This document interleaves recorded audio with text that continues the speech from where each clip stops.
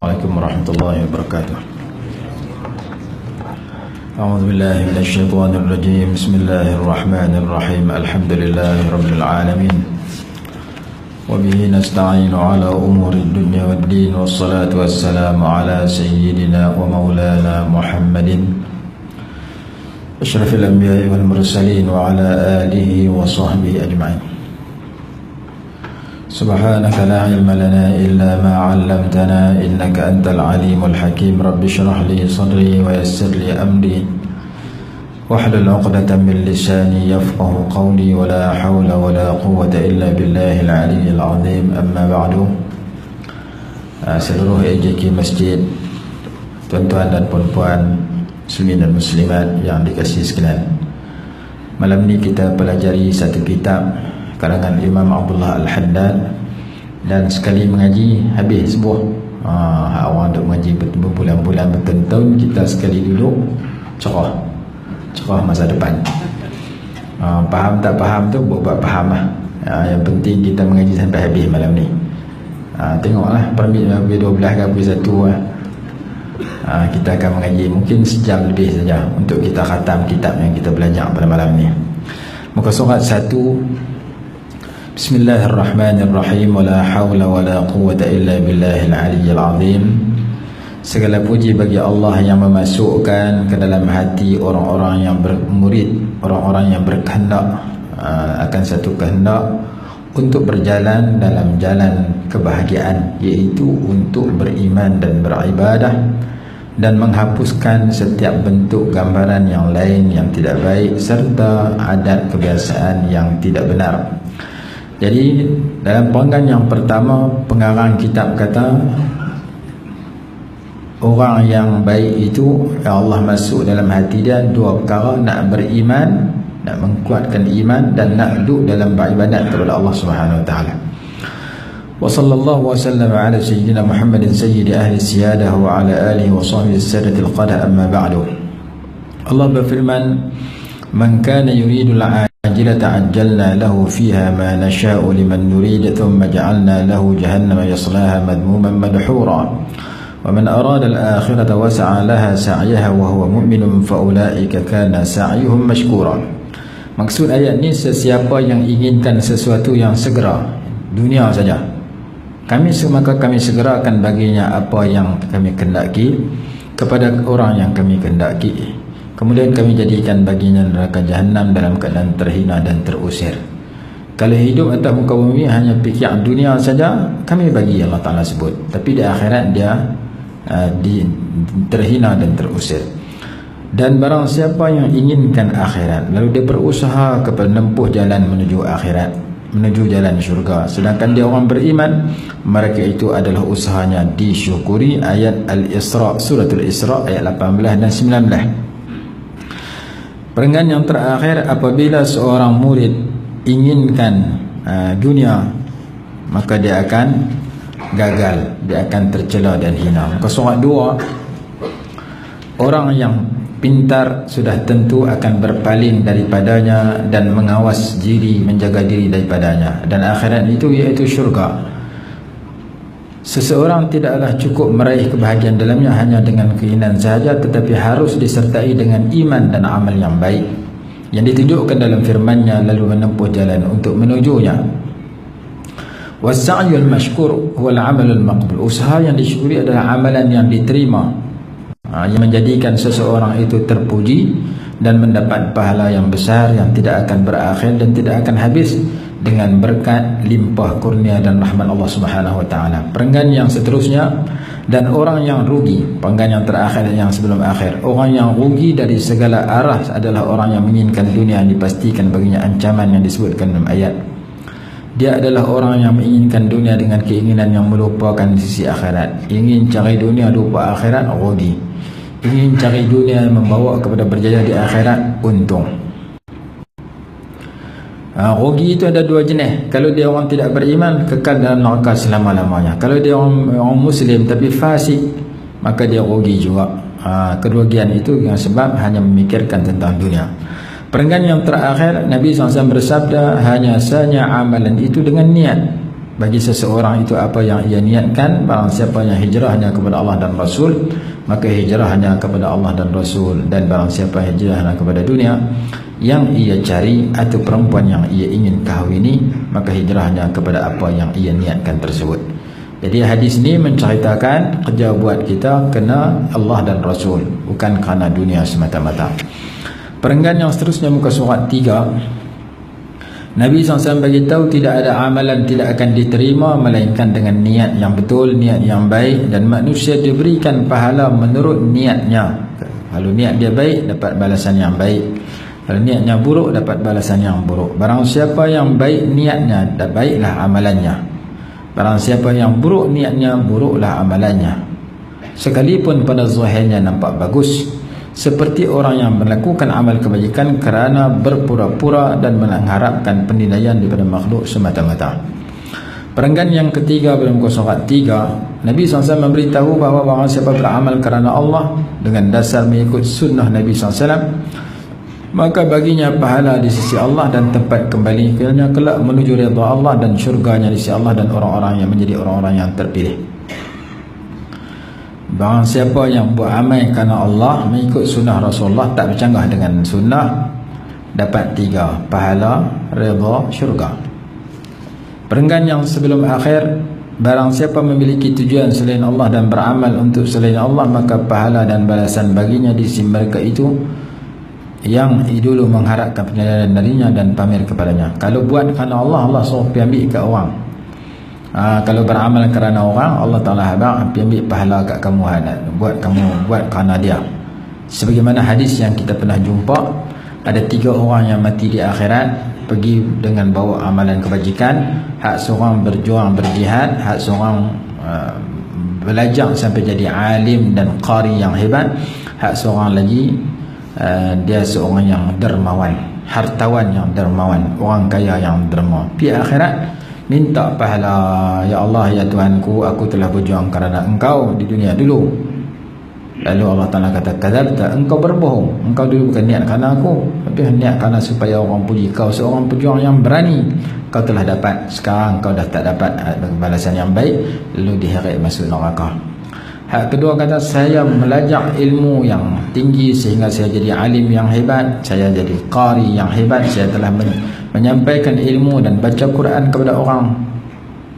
Allah Ta'ala kata, engkau berbohong, engkau belajar supaya orang puji engkau sebagai ulama yang hebat, supaya engkau orang puji engkau sebagai qari yang terkenal. Engkau telah dapat apa yang kau nak, sekarang kau masuk neraka. Hak ketiga dia kata, saya dermawan, saya dermas, tidak ada ruang kebajikan melainkan saya akan memberikan sumbangan sebanyak-banyaknya. Dikatakan engkau berbohong, sebenarnya engkau derma supaya mendapat pujian orang, supaya orang kata engkau seorang hartawan yang pemurah, engkau telah dapat apa yang kau nak, hari ini engkau diheret masuk neraka. Jadi hadis itu menyatakan 3 golongan yang buat baik tapi niat dia tak ikhlas, maka Allah Ta'ala tak berikan ganjaran yang istimewa. Jadi tajuk kita bincang muka surat awal ini tentang kepentingan niat yang ikhlas. Perenggan yang terakhir kata, jangan beramal bukan kerana Allah, kerana nak balasan daripada orang saja, di sisi manusia saja yang tidak mampu, yang mana manusia itu tidak memiliki dirinya, tidak memiliki kemudaratan dan manfaatan, tidak boleh menghidupkan dan matikan, dan tidak boleh membangkitkan semula. Kemudian muka surat 4, tajuk dia hadis ni kata hijrah, tetapi dalam ilmu ulumul Quran dia kata itlaq, dia panggil bi khususis sebab, sebabnya khusus tapi maksud digunakan kepada am. Sebabnya hijrah, hadis itu disebut dengan sebab hijrah, tetapi merangkumi semua aktiviti dalam syariat Islam. Semua benda kena nak buat kena ikhlas, bukan hijrah saja ikhlas. Sembahyang, puasa, mengaji, mengajak, semua nak kena ikhlas. Jadi tajuk perbincangan yang mula dalam kitab ini ialah kepentingan kita beramal dengan ikhlas. Kemudian ketahuilah, perenggan yang kedua muka surat 4, wahai para murid. Murid ni orang yang berkehendak, murid orang yang ingin pergi mana? Ingin menempuh perjalanan untuk mendekatkan diri pada Allah Subhanahu Wa Taala. Itu murid. Yang dah kenal Allah Ta'ala peringkat tinggi nama dia Al-Arif. Al-Arif billah, orang yang kenal Allah. Yang peringkat bawah perebetnya, yang tu nama dia murid. Jadi tajuk kitab kita Risalah Adab Sulukil Murid. Satu risalah tentang adab-adab perjalanan orang-orang yang ingin menghampirkan diri pada Allah. Itu tajuk kitab kita. Kemudian dia kata, wahai para murid yang mencari, yang menghadapkan dirinya kepada Allah SWT, ketika engkau tanya kepada aku kenapa, sesungguhnya engkau ketika meminta kepada aku untuk mengirimkan kepadamu beberapa perkataan yang berasal dariku, belumlah hadir di benakku yang menurut pendapatku sesuatu yang sesuai dengan perjalananmu. Namun aku memilih gagasan untuk mencatat beberapa bab yang ringkas yang mencakup beberapa adab yang mesti dimiliki oleh orang yang nak menempuh perjalanan yang mudah difahami. Dan kepada Allah, wallaha as'alu an yanfa'ani wa iyyaka wa sa'iral ikhwan. Aku memohon kepada Allah agar memberi manfaat kepada aku dan kepada engkau dan kepada seluruh teman-teman dengan apa yang Allah berikan kepada aku dan menyampaikan kepada aku. Cukuplah Allah sebagai pelindungku dan Dialah sebaik-baik wakil. Fasal yang pertama. Ketahuilah bahawasanya langkah yang pertama, perjalanan yang pertama, langkah yang pertama bagi seorang itu nak jadi baik ialah ba'isun qawi, satu pencetus, ba'is, satu pembangkit yang kuat, satu semangat yang kuat yang dilontarkan ke dalam hati seorang hamba untuk menuju kepada Allah, untuk berjaya hari akhirat, untuk berpaling daripada dunia, berpaling daripada makhluk yang menyibukkan daripada amalan-amalan yang baik. Ini yang pertama sekali. Ini merupakan tentera yang Allah masukkan dalam batin, dalam hati seseorang. Ini salah satu daripada anugerah istimewa yang Allah bagi, tanda hidayah. Jadi mula-mula nak jadi baik ni mesti kena ada keinginan dalam hati.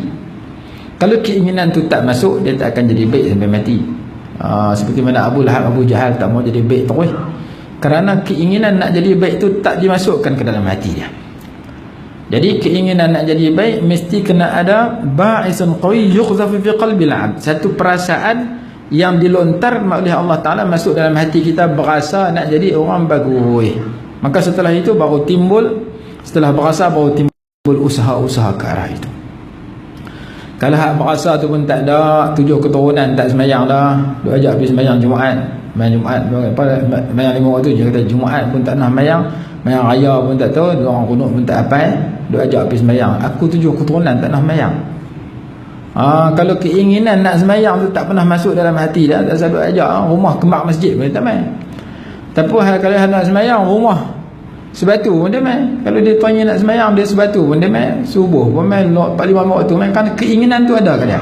Hadut tepi masjid tak ada keinginan, menyebabkan walaupun rumah kembang masjid, muka tak nak nampak di masjid, kerana keinginan tu tak wujud. Jadi keinginan ni merupakan tentera yang pertama yang Allah masukkan dalam batin kita, dalam hati kita untuk buat baik. Itu tanda hidayah. Daripada mana datang keinginan itu? Biasanya datang apabila orang itu, kadang Allah bagi secara langsung, kadang datang melalui takhwif wa targhib wa tashwiq. Datang melalui muka surat 5, panggilan yang pertama dia kata, yang ketiga, ketika mana didorong oleh ancaman dan harapan serta kerinduan. Kita biasa dengar sesuatu yang mengancam, tak semayang ni dosa dia besar, tak semayang ni masuk neraka, neraka ni api dia sekian. Muncul rasa takut daripada aku tak semayang, baik aku semayang, kerana aku takut kepada azab yang menanti orang tak semayang. Targhib, menggalakkan harapan, siapa semayang pahala dia sekian. Hadis kata, fa innaka lan tasjuda lillahi sajdatan illa rafa'a Allahu bika darajatan. Setiap kali kamu sujud kepada Allah, sekali sujud Allah bagi satu darjat. Dalam syarah hadis tu kata 1 darjat jarak antara langit dengan bumi. Kita malah semayang sunat ba'diyah qabliyah, harap semayang fardu dia takut semayang fardu boleh gagal, tu pun baru lekat lah, dulu tak nak lekat pun. Semayang sunat dia belah pergi kualin. Hadis kata kamu sujud sekali kepada Allah, Allah bagi satu darjat jauh jarak antara langit dengan bumi. Kalau kita semayang sunat 2 rakaat, 4 kali sujud, 4 kali langit bumi. Jadi kita belajar hadis tentang kelebihan sujud, mengubat dan merawat dan mendorong kita untuk rajin nak pergi sujud daripada malas terus. Itu disebutkan sini targhib wa tashwiq, kerinduan, dan di sisi melihat kepada ahli Allah dan memandang kepada mereka dan pandangan daripada mereka. Kadang-kadang kita jadi baik kerana kita melihat orang baik pandang kat kita, dia doa kat kita. Kita jadi baik bila kita biasa salam dengan Tok Guru, biasa makan nasi dengan Tok Guru, biasa kita khidmat kepada Tok Guru, tolong tampung tayar Tok Guru, tayar dia pancit. Kadang-kadang alim ulama yang hampir dengan Allah suka kat kita, dia doa kat kita, maka pandangan mereka kepada kita dan pandangan kita kepada mereka dengan hormat, pandangan mereka kepada mereka dengan rahmat, menyebabkan kita dapat petunjuk Allah Ta'ala. Ini tajuk yang kita baca. Indan nazar ila ahlillah, melihat kepada orang yang hampir dengan Allah. Ni duk tengok artis, duk tengok ahli sukan, bola tak nak tinggal, tengok ahli politik yang kadang-kadang tak ketahuan. Tu kita tak ketahuan sama. Kita nak jadi baik, kena tengok orang baik-baik, kena hadir dalam majlis orang baik-baik. Quran kata wa kunu ma'as sadiqin, ya ayyuhalladzina amanu taqullaha wa kunu ma'as sadiqin, jadikan dirimu bersama dengan orang yang benar. Dia kata di antara sebab kita nak bagi masuk tentera dalam hati, keinginan untuk menjadi baik, kena duduk dengan ahlillah, kena duduk dengan orang baik-baik. Di samping kena dengar ancaman-ancaman kepada orang jahat, kena dengar tawaran-tawaran istimewa kepada orang baik, kena usaha supaya muncul rasa rindu kepada Allah Subhanahu Wa Taala. Itu perenggan yang ke-5, muka surat 5. Perenggan yang seterusnya, menghadapkan diri kepada anugerah Allah adalah perkara yang diperintahkan dan dianjurkan. Ta'arrud lin nafahat, maksudnya kita merebut tawaran istimewa. Tawaran istimewa ada tiap-tiap hari, ada tiap-tiap minggu, ada tiap-tiap bulan, ada tiap-tiap tahun, ada setahun sekali, ada hari-hari doa mustajab seperti hari Arafah, ada malam-malam doa mustajab seperti malam Lailatul Qadar, dalam seminggu malam Jumaat, hari Jumaat. Doa mustajab ni tiap-tiap malam ada, sepanjang tahun seumur hidup, sebelum subuh, waktu tahajud, waktu sahur. Tak tahu pukul berapa, malam ni pukul 2, masa esok pukul 3, malam tulat pukul 4, waktu dah kita tak tahu. Jadi tiap-tiap malam kena ada waktu untuk kita baca doa sebelum subuh. Jangan mangkit subuh, kerana tiap-tiap malam ada nafahat, waktu kita minta Allah makbul terus. Waktu doa mustajab ni setiap malam, siang hari Jumaat. Jadi ta'arrud nafahat, mendedahkan diri untuk mendapat anugerah istimewa, benda yang kita kena pulut. Ada saat-saat tertentu kena ambil berat, jangan kita biar berlalu begitu saja. Jangan main waktu bagus kita duk tengok TV, kita duk sembang apa, lepas subuh orang duk zikir, kita duk lena lagi, pasal kita tak ambil waktu doa mustajab. Dia kata ni ta'arrud lin nafahat, menghadapkan diri kepada anugerah istimewa Allah itu diperintahkan dan digalakkan. Menanti, memerhati, membiarkan waktu itu berlalu adalah satu sifat yang tidak betul, satu hal yang bodoh dan dungu. Karena Nabi SAW bersabda, inna li rabbikum fi ayyami dahrikum lanafahatin ala fata'arradu laha, sesungguhnya Tuhan kamu memiliki anugerah di setiap hari, dalam hari-hari yang dan tahun-tahun yang kamu temui, ada waktu-waktu tertentu Allah nak bagi anugerah istimewa, maka rebutlah anugerah itu. Jadi anugerah istimewa ni macam apa? Macam kita pergi supermarket supermarket kadang mahal, kadang murah, kadang dia main musim potong 70%, 50%, 30%. Masa potongan banyak, masa tu parking tak cukup. Pasal apa orang pakai terpa pergi supermarket? Pasal jual murah masa tu. Main harga biasa cerah sikit macam biasa. Kadang-kadang kita tengok minyak nyok kurang 2 kupang lah, tu pun pulun beratok. Pampers RM35 lagi RM32. Tok Wan tak ada anak pun beli kat cucu. Pasal apa? Pasal barang murah. Barang murah supermarket ramai orang, barang tak ada cerah. Jadi tempat kita nak cari barang murah kita dengan Allah Ta'ala dalam masjid. Tempat kita nak cari barang murah kita dengan Allah Ta'ala pada musim-musim istimewa, pada masa waktu-waktu istimewa, bulan Ramadan, di Mekah, Madinah, waktu haji, waktu umrah, malam Jumaat, hari Jumaat. Jangan kita biarkan waktu-waktu yang istimewa yang Allah pilih pada hari-hari tertentu, pada saat-saat tertentu berlalu begitu sahaja. Tempat kita ni kadang-kadang orang tak ambil berat. Contoh saya mudahnya hari Arafah. Hari Arafah tu siang yang paling baik dalam setahun. Paling baik sekali dalam setahun hari Arafah. Hari itulah kita duk kalut dengan ketupat.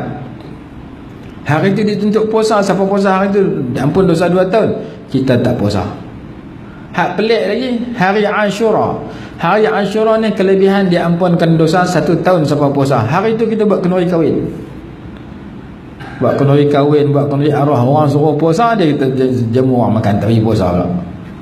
Rasulullah suruh puasa, suka puasa. Siapa puasa hari Ashura diampunkan dosa selama 1 tahun. Ada masyarakat kita agama suruh puasa, hari itu dia buat kenduri. Kenduri arwah, kenduri kekah, kenduri kahwin, hari jadilah apa semua. Hari itu Rasulullah suruh puasa, kita pergi tak bagi orang puasa. Pasal apa? Pasal kita tak nak puasa. Kita tak tahu orang kata hari itu berharga. Jadi dalam setahun ada hari-hari yang istimewa yang kita kena cari, ada aktiviti-aktiviti istimewa yang kita kena rebut. Kemudian seterusnya, muka surat 5, penggan yang terakhir. Di antara nikmat Allah Subhanahu wa taala, barang siapa yang Allah muliakan dia dengan dikurniakan ba'isus syarif, satu dorongan, satu keinginan dalam hati untuk jadi baik, hendaklah dia rasa ini adalah nikmat yang besar yang tidak boleh dinilai dengan nilai yang murah. Maka hendaklah dia melebihkan syukur kepada Allah di atas anugerah itu, kerana Allah istimewakan dia, khususkan dia di kalangan manusia yang macam dia juga. Berapa banyak manusia macam kita tapi tak boleh main masjid. Kadang-kadang mereka lebih kaya pada kita, gelaran lebih hebat pada kita. Pi pinang anak orang tanya, anak terana tu rajin pergi masjid. Kawan hak kira kata dia pergi masjid tak berhenti. Bagi dia nikah tak nak pergi masjid. Awak dulu kata pergi masjid tak berhenti, memang tak berhenti, dia pergi berhenti tak lain. Pergi masjid tak berhenti, kau untuk faham kata rajin pergi masjid, orang banyak tak nak berhenti, pergi berhenti padang golf. Lalu ke masjid waktu asar berhenti dalam kedai kopi. Rupanya tak pergi masjid tak berhenti tu tak nak berhenti masjid, pergi berhenti tak lain. Jadi ada orang yang macam kita, kadang umur sama dengan kita, mengaji satu sekolahan kita main masjid, dia pergi market. Pasal apa kita boleh main masjid? Kerana ada dorongan dalam hati, teringin berasa nak main, dia berasa tak mau main. Ada orang macam dengan kita, mengaji satu sekolahan kita, main bulan puasa, kita boleh puasa 30 hari bulan Ramadan, dia tak puasa 30 hari. Kerana apa? Pasal hati dia tak berasa nak puasa. Hati tak mau nak puasa, tak salah suruh apa. Hati tak berasa buat baik. Hati tak berasa pergi Mekah, duit berapa bilion pun tak mau pergi. Hati nak pergi Mekah, tak ada duit pun teringin nak pergi. Cuma nak curi tak boleh. Curi tak sah pula. Dia kata pahala tak dapat. Cuma aku teringin nak pergi buat umrah, tapi nak balas duit orang rasa tak apa sesuai. Tapi teringin tu ada. Mati dan teringin dapat pahala macam buat. Teringin nak buat baik, mati dan niat nak buat baik tapi tak mampu, dapat pahala macam buat baik.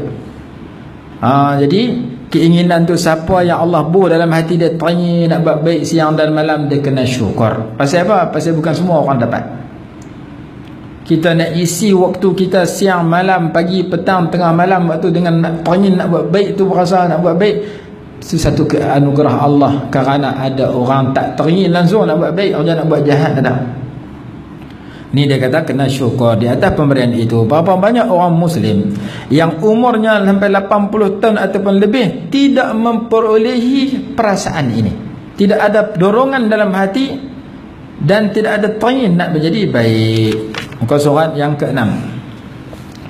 Maka orang yang Allah dah bagi keinginan itu, hendaklah dia berusaha menguatkan keinginan itu, memelihara keinginan itu, menyahut seruan keinginan itu. Nak kuat macam mana? Maka dikuatkan dengan zikrullah, dengan fikir apa yang ada kepada Allah. 2. Tuan-tuan kena tulis nombor ini, saya lupa Pak. Nombor 1 dengan zikir. Baris yang keempat, terjemah Melayu yang keempat, cara menguatkannya dengan berzikir. Itu nombor 1 kepada Allah. Merenungi, itu nombor 2, yang terdapat di sisi Allah. Berzikir, berfikir. Yang ketiga, wal mujalasah li ahlillah. Yang ketiga, duduk bersama orang-orang yang dekat dengan Allah. Itu nombor 3. Ni 3 amalan. Di sini ada 7 amalan untuk menguatkan keinginan itu. Bila kita berasa nak jadi bagus, kita kena kuat, jangan berasa saja. Kuatkan keinginan itu dengan 7 perkara. Nombor 1 berzikir, nombor 2 berfikir, nombor 3 duduk dengan ahlillah, rajin duduk dengan orang-orang yang hampir dengan Allah Subhanahu Wa Taala.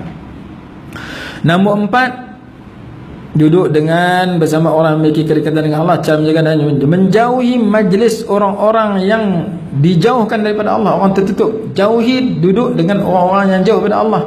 Dah kita tanya nak sembahyang baik cukup 5 waktu, nak tanya nak sembahyang jemaah, tanya nak sembahyang sunat, dah jadi orang yang jaga sembahyang tak tinggal. Jangan duduk berkawan dengan orang tak sembahyang. Kita sembahyang pun tak apa rajin, tanya nak sembahyang dah, pipi berkawan sama-sama tak sembahyang, kawan dengan tak sembahyang, dia tarik kita tungguin langgar tak sembahyang balik. Kita berasa nak minum air mineral bagi sihat, kita lebih duduk dengan orang minum air ketum, dengan ketum-ketum kita jadi mak ketum. Nak kena duduk dengan orang yang dekat dengan Allah, jangan duduk dengan orang yang jauh daripada Allah Subhanahu Wa Taala. Itu yang ke-5. Berpaling daripada was-was syaitan. Yang ke-6. Yang ke-5, duduk dengan orang hampir dengan Allah. 3, menjauhi majlis orang yang jauh, tertutup ataupun jauh pada Allah. 4, berpaling dari gangguan syaitan. 5, yang ke-6, menyambutnya dengan segera kembali kepada Allah, rajin bertaubat. Yang ke-6, kena rajin bertaubat. Yang ke-7, benar-benar dalam menghadap Allah. Dia kena jujur, jangan berpura-pura, ikhlas sungguh, jujur sungguh, ingin sungguh mendekatkan diri pada Allah. 7 perkara ini adalah baja yang nak menyuburkan keinginan tadi. Tak boleh buat 7 tu, buat 6, tak boleh 5, tapi kena kenal dan kena buat 4-5 perkara tadi untuk menyuburkan vitamin, untuk menyihatkan roh kita, keinginan kita tadi. Jangan dia menunda, jangan melewatkan. Jangan lambat ni nak zikir, nantilah pencen esok lah aku zikir, bukan nak mati esok lah aku taubat lah, ni joli dulu, jangan duk tangguh tu. Belum tentu kita boleh hidup umur panjang. Dan kemungkinan peluang kesempatan itu tidak, apabila kita dapat kesempatan itu, hendaklah kita rebut kan. Dan bila dibuka pintu itu, hendaklah kita masuk. Apabila orang panggil, hendaklah kita segera. Dan jangan kita menangguh esok dan esok dan seterusnya, kerana penangguhan dalam melakukan kebaikan itu adalah amalan syaitan. Hendaklah kita menghadap, jangan kita menuju kepada Allah, jangan kita menunda dengan pelbagai alasan yang lain. Alasan tidak ada masa lapang, tidak ada ruang, tidak ada persiapan, yang itu tak boleh guna. Oleh kerana kita nak buat baik, kita rasa zikir itu penting, zikir terus. Kita rasa baca Quran itu penting, baca Quran setiap hari. Jangan kata nantilah aku nak baca, lah tak lapang lagi, pengen tak baca terus ya. Baca juga, paksa diri juga zikir, paksa diri juga sembahyang sunat dan sebagainya. Perenggan yang kedua, kata Abu Rabi' rahimahullahu ta'ala, pergilah kamu menuju Allah dalam keadaan pincang dan patah, jangan kamu menunggu sihat. Sesungguhnya menunggu sihat itu satu perkara yang sia-sia. Tunggu lapang sikit lah, nak buat baik lah, aku kalut lagi. Kalut terus ya. Ulama kata, kalau kamu nak menyumbang, kamu kaya, sumbang macam hujan. Kamu susah, sumbang macam hujan gerimis. Kamu nak menyumbang, kamu ada duit banyak, sumbang cara hujan lebat. Kamu duit sikit, sumbang cara hujan tak lebat. Duit banyak, sumbang dalam tabung hari Jumaat 100, duit tak banyak, bos kupang. Jangan dia kata tunggu duit banyak orang nak bagi, tengah senang, tak bos terus. Dulu, kini dan selamanya. Pasal duk tunggu duit jenuh lah. Ni minyak naik pula ni, pakai tak buat apa aku. Hak senang buat cara senang. Hak lapang baca Quran sehari 10 juzuk, 3 hari sekali khatam. Hak tak lapang baca Quran sehari 1 huruf. Nun, sadaqallahul azim, cukup lah 10 pahala. Ni nun pun tak bunyi, setahun tak pernah baca Quran. Pasal apa? Pasal dia kata sibuk, tak ada masa lapang. Hak lapang baca sehari sebaris, sehari 3 baris. 3 baris baca Quran dapat banyak pahala, 1000 pahala.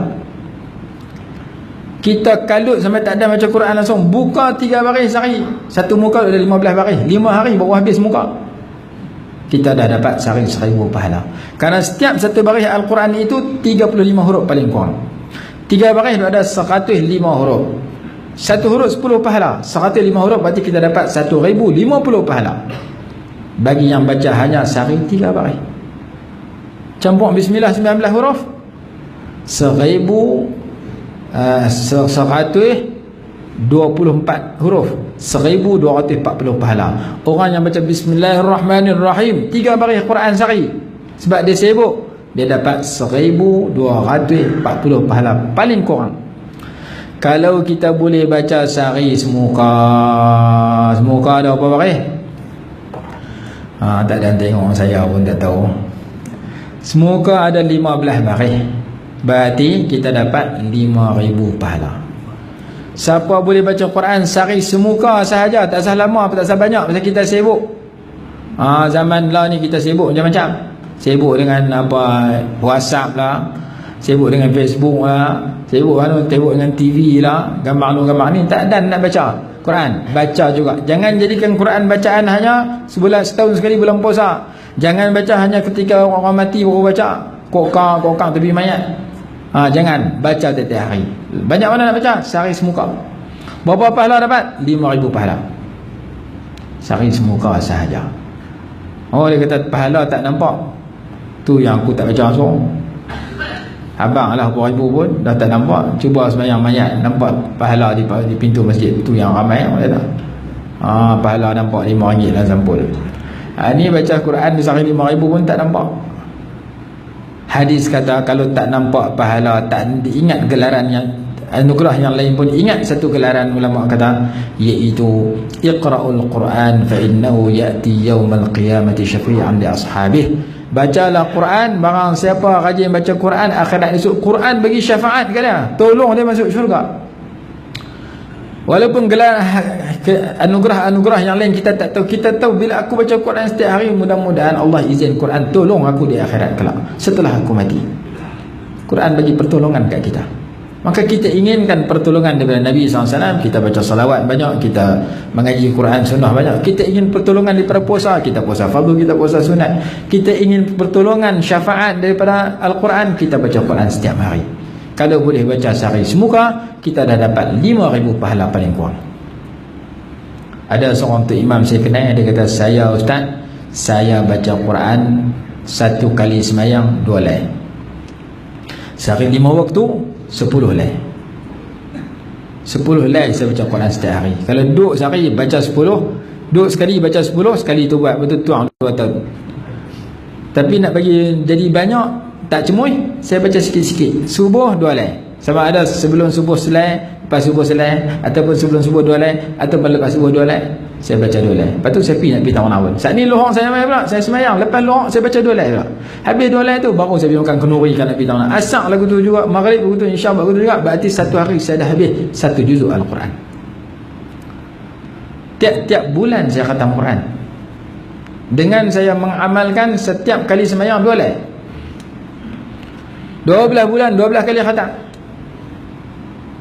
Saya tak akan pergi mana lagi tak habis wirid saya, iaitu 2 lay sekali semayang.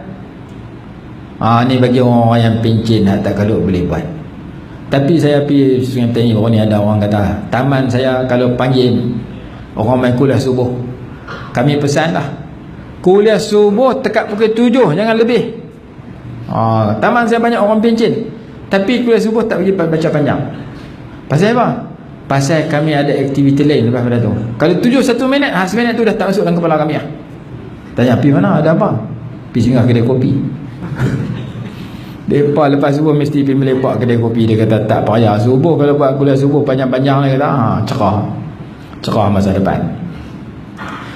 Jadi kita kena letak jadual untuk menguatkan keinginan itu dengan beberapa perkara yang disebutkan tadi. Dan walaupun kita tak larat, pi cara tak larat, yang kuat pi cara kuat. Hak lapang Quran sehari 10 juzuk, hak tak lapang sehari sebaris. Yang penting baca tiap hari. Jangan tunggu dia orang mati aku mati, dia orang baca kat aku, hidup aku tak reti baca langsung, tak reti baca pergi mengaji. Tak mau mengaji ramai-ramai, mengaji seorang-seorang. Tak mau mengaji kat orang luar, takut orang kenal, mengaji kat cucu, buah cekelat ke dia. Ni Tok Wan nak dengar cucu baca Iqra' pandai ke tak? Dengar Tok Wan baca. Tak ada upah mai-mai, cucu bagi cekelat tu dah. Yang penting usaha kita dengan Quran itu setiap hari. Tak boleh banyak, bagi sikit. Tak boleh curah macam hujan lebat, bagi cara mercik ayat hujan. Ulama kata tak boleh bagi banyak, bagi sikit. Ini disebut sini. Imam Ibn Ata'illah rahimahullah, Ibn Ata'illah menyatakan dalam kitab Hikam, alasanmu untuk meninggalkan amalan dalam keadaan lapang termasuk kotoran-kotoran diri. Nanti aku lapang lah, aku nak buat. Tu kotor. Lapang pakai tak lapang. Sibuk macam-macam. Orang muda, perempuan muda, kita tanya awak tapi mengaji, orang duk mengajar muda lagi. Depa kata nak dakwah tak apa, bagus pergi masjid, dia orang berkenan. Lintas depan tu imam berkenan, dia buat bini kedua mampu lah. Tak pergi mengaji terus. Lepas tu menikah dia kata kalut dengan lelaki, kalut dengan anak. Tak pergi masjid juga. Lepas tu dapat menantu cucu. Tak pergi tu, awak tak pergi dengan orang macam kita. Ni berkalut belah cucu pula. Habis hak mula kalut cara umur muda, hak tengah kalut dengan anak, belah anak. Lepas dapat anak, belah cucu pula. Sedap-sedap tak pergi terus. Alasan kalau nak bagi alasan, bagi tak pergi terus. Jadi alasan Imam Ibn Athaillah kata, kalau orang tu tak membuat baik dengan alasan-alasan tertentu, tanda kata dia ada sedikit kekotoran dalam diri dia. Seterusnya muka surat 7. Mula sekali orang nak jadi jalan baik ini mesti kena memperbetulkan taubat. Nombor 1 mesti taubat daripada segala dosa. Kalau dia ada buat salah kepada orang, buat naya ke orang, dia kena segera tunaikan hak. Dia ambil hak barang orang, dia kena bagi balik. Dia hutang orang tak bayar, dia kena bayar hutang. Orang nak bertaubat ni, dia kena berbetul dengan Allah, dia berbetul dengan makhluk. Hak tu langkah pertama. Kalau orang nak naik tangga, benda yang pertama nak naik tangga atas, benda yang pertama taubat. Nak jadi baik, nombor 1 taubat. Dan taubat ni kita sudah lafaz setiap hari, cuma kita nak faham apakah rukun dia, supaya kita lafaz, setelah itu kita berubah jadi semakin baik. Kita lafaz taubat dalam doa qunut, astaghfiruka wa atubu ilaih. Kita lafaz taubat lepas sembahyang, astaghfirullah wa atubu ilaih, astaghfirullahalazim alladzi la ilaha illa huwa wa atubu ilaih. Kita lafaz taubat dalam amin amin ya rabbal alamin, rabbana taqabbal minna innaka antas samiul alim wa tub alaina, dalam doa kedua tu imam, tub alaina, terima taubat kami. Sedang ke tak sedang, kita sedang bertaubat hari-hari. Cuma taubat mesti 3 rukun. Pada perenggan yang kedua, syarat taubat adalah penyesalan. Itu nombor 1. Mesti menyesal di atas dosa yang lalu. Yang kedua, al-azm, berazam. Berazam tidak akan kembali melakukan dosa seumur hidup. Itu yang kedua. Yang ketiga, barang siapa yang bertaubat daripada sesuatu dosa sedangkan dia masih mengekalkan dosa atau berazam nak mengulangi, maka taubatnya tidak sah, tidak diterima. Yang ketiga, perenggan yang ketiga, hendaklah seorang murid selalu dalam puncak pengakuan atas kekurangan dalam mendirikan apa yang diwajibkan kepadanya dari Tuhannya. Dia hendaklah mengaku, i'tiraf bitaqsir, mengaku, dan dia mesti berhenti daripada dosa. Itu 3 syarat taubat. 1, menyesal. 2, berazam tak akan ulang balik. Yang ketiga, dia rasa taksir dalam melaksanakan kewajipan terhadap Allah. Apabila dia bersedih kerana ketaksirannya, kecuaiannya, dan remuklah hatinya kerana Allah, kerana mengenangkan dosa yang banyak salah, maka ketahuilah Allah adalah di sisinya, Allah hampir dengannya, Allah suka kat dia. Ana indal munkasirati qulubuhum min ajli, dalam hadis qudsi, aku di sisi orang-orang yang patah, remuk, hancur hatinya kerana aku. Orang yang hatinya menyesal, sedih, takut kerana Allah, rasa sedih kerana kecuaiannya terhadap tanggungjawab terhadap Allah, Allah hampir dengan orang itu. Perenggan yang terakhir, bagi setiap murid adalah menjaga daripada dosa kecil dan dosa besar. Dia kena rasa dosa tu umpama memakan racun yang membunuh. Racun ni sikit pun kita tak mau, banyak pun kita tak mau, kerana racun ni memudaratkan kita. Dosa pun begitu juga. Dosa besar pun jangan, dosa kecil pun jangan. Jangan kamu melihat kepada kecilnya dosa, tetapi hendaklah kamu lihat kepada kebesaran siapakah yang kamu buat dosa. Ada hadis katakan, la tanzur ila sigharil khati'ah walakin anzur ila 'idhami man 'asaita. Jangan kamu melihat kepada kecilnya dosa, tapi kamu kena perhati kepada kebesaran kat siapa kamu buat dosa. Kamu bukan buat dosa kat pak kamu, kat cikgu kamu buat dosa kepada Allah. Allah Maha Besar. Supaya orang nak jadi baik, dia kena jauhi dosa kecil, jauhi dosa besar. Dia kena rasa macam makan racun. Ada seorang bapa pergi tanya seorang tok guru, kalau tak silap almarhum Said Muhammad bin Ali bin Maliki rahimahullah. Dia kata apa? Dia kata, Macam mana nak bagi mak ayah ni mudah gerak bangkit anak semayang subuh, anak malas bangkit semayang, anak mak pak kadang kesian kat anak nak gerak pun tak bangkit, buat tak reti gerak tak bangkit, cemui tak larat gerak anak aku ni, tiap-tiap pagi gerak lawan aku balik, biar nak mayang-mayang tak mayang sudah. Kadang-kadang mak jadi gitu, pak jadi gitu. Kadang buat tak reti mak pak bangkit semayang, anak tidur biar mudah je. Aku dulu umur 100 macam dia agak. Dia biar anak dia tak mayang. Pasal dia kata mudah je, kesian dia, umur baru 8 tahun, baru 10 tahun, kesian kat dia. Aku baru semayang umur 30. Dia berukong lagu tu, dia tak gerak anak dia bangkit semayang. Tu guru tu kata apa kat dia? Kalau rumah hang terbakar, anak hang tengah tidur, hang nak pergi gerak macam mana? Biarlah tidur syok-syok, api duk naik. Dia kata kalau api terbakar, gekak kau, hinggut sungguh-sungguh. Kalau jenis tidur mampus tu, hinggut sungguh-sungguh, angkat tahu tak apa. Yang penting dia jaga cabut daripada api. Kalau anak hang tak sembahyang, bukan rumah dia terbakar, dia kena bakar dalam neraka, kena bakar dalam kubur. Hidup dia tak berkat. Kalau rumah hang terbakar, hang akan pulun sungguh-sungguh gerak bagi dia bangkit untuk lari daripada api yang sedang membakar. Rumah yang akan bakar kelambu dia. Maka anak hang tak sembahyang bukan kena api lagu tu, api dalam kubur, api dalam neraka jahanam, lebih teruk daripada api dunia. Ketika itu hang lebih teruk lagi kena gerak daripada dia cabut daripada api. Hang kena berasa kalau api terbakar aku kesian kat anak aku, maka anak aku nak kena bakar lagi aku kesian kat dia. Maka mau tak mau aku mesti paksa diri aku gerak dia walaupun dia marah. Nanti dia lekat dah sembahyang, dia syok dah sembahyang, dia lazat dah sembahyang, dia akan terima kasih kepada kita. Macam kita kecil-kecil tu, saya dulu tak mau mengaji, mak pak saya paksa mengaji. Saya dulu tak mau sembahyang, mak pak saya paksa sembahyang. Masa tu kita marah kat mak ayah, kacau nak tidur lah apa semua. Balik main bola letih-letih lepas asar, nak kena sembahyang asar pula, nak kena sembahyang maghrib. Kita marah kat mak ayah kita kerana kita tak rasa sembahyang tu penting. Tapi setelah kita mengaji, kita berterima kasih, baik mak pak aku paksa, tidak aku tak sembahyang berketua. Macam ustaz-ustaz ada ceramah, kadang-kadang panas telinga kita. Ustaz ni tak ada kata kat orang lain, nak kata kat aku lah. Kot lah nak kata kat pokok petai ke, kat pokok durian ke, minum sangking ke apa, tak buruh kat aku lah. Kita panas telinga bila ustaz mengajar, kadang-kadang luku atas kepala kita.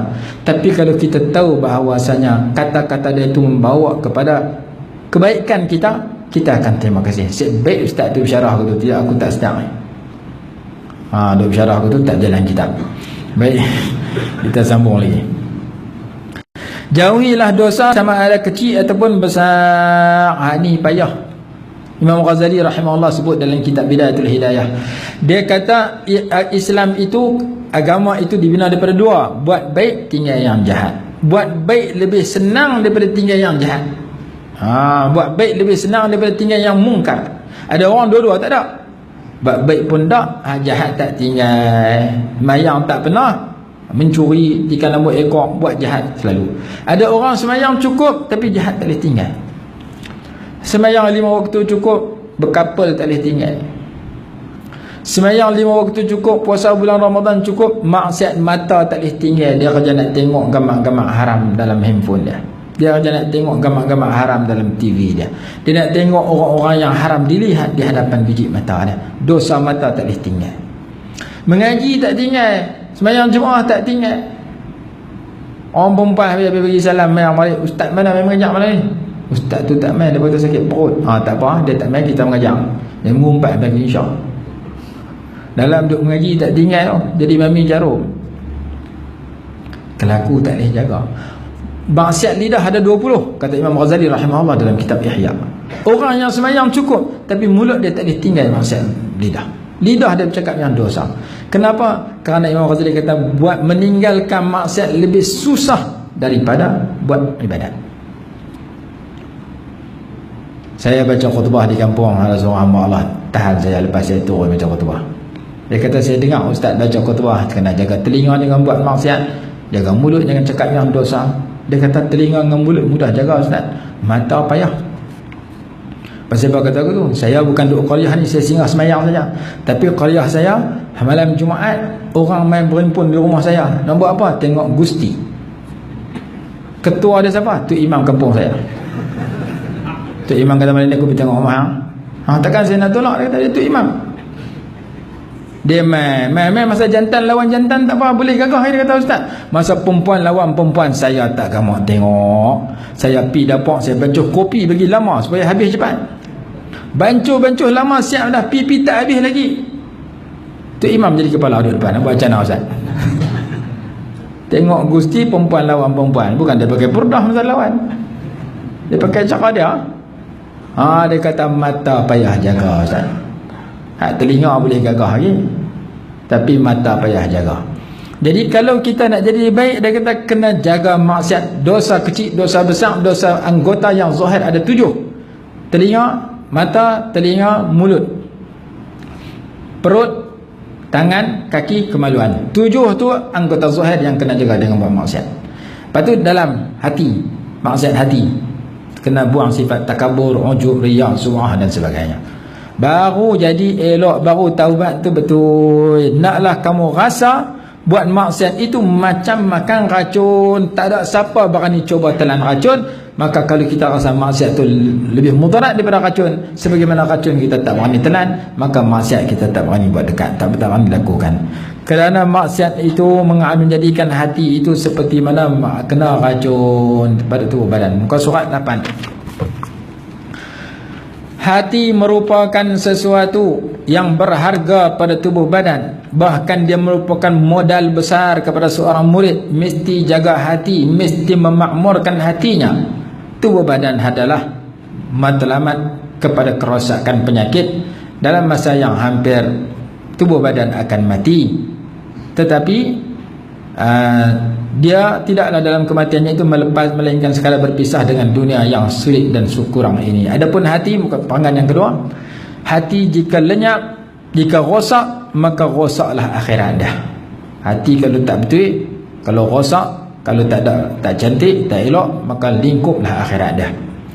Tidak akan selamat seseorang daripada kemurkaan Allah, tidak akan mencapai keridhaan Allah, tidak akan mendapat pahala yang besar, melainkan orang yang datang kepada Allah dengan hati yang selamat, hati yang suci bersih, berdasarkan ayat Quran, illa man atallaha biqalbin salim. Pasal yang seterusnya, hendaklah seseorang itu berusaha menjaga hatinya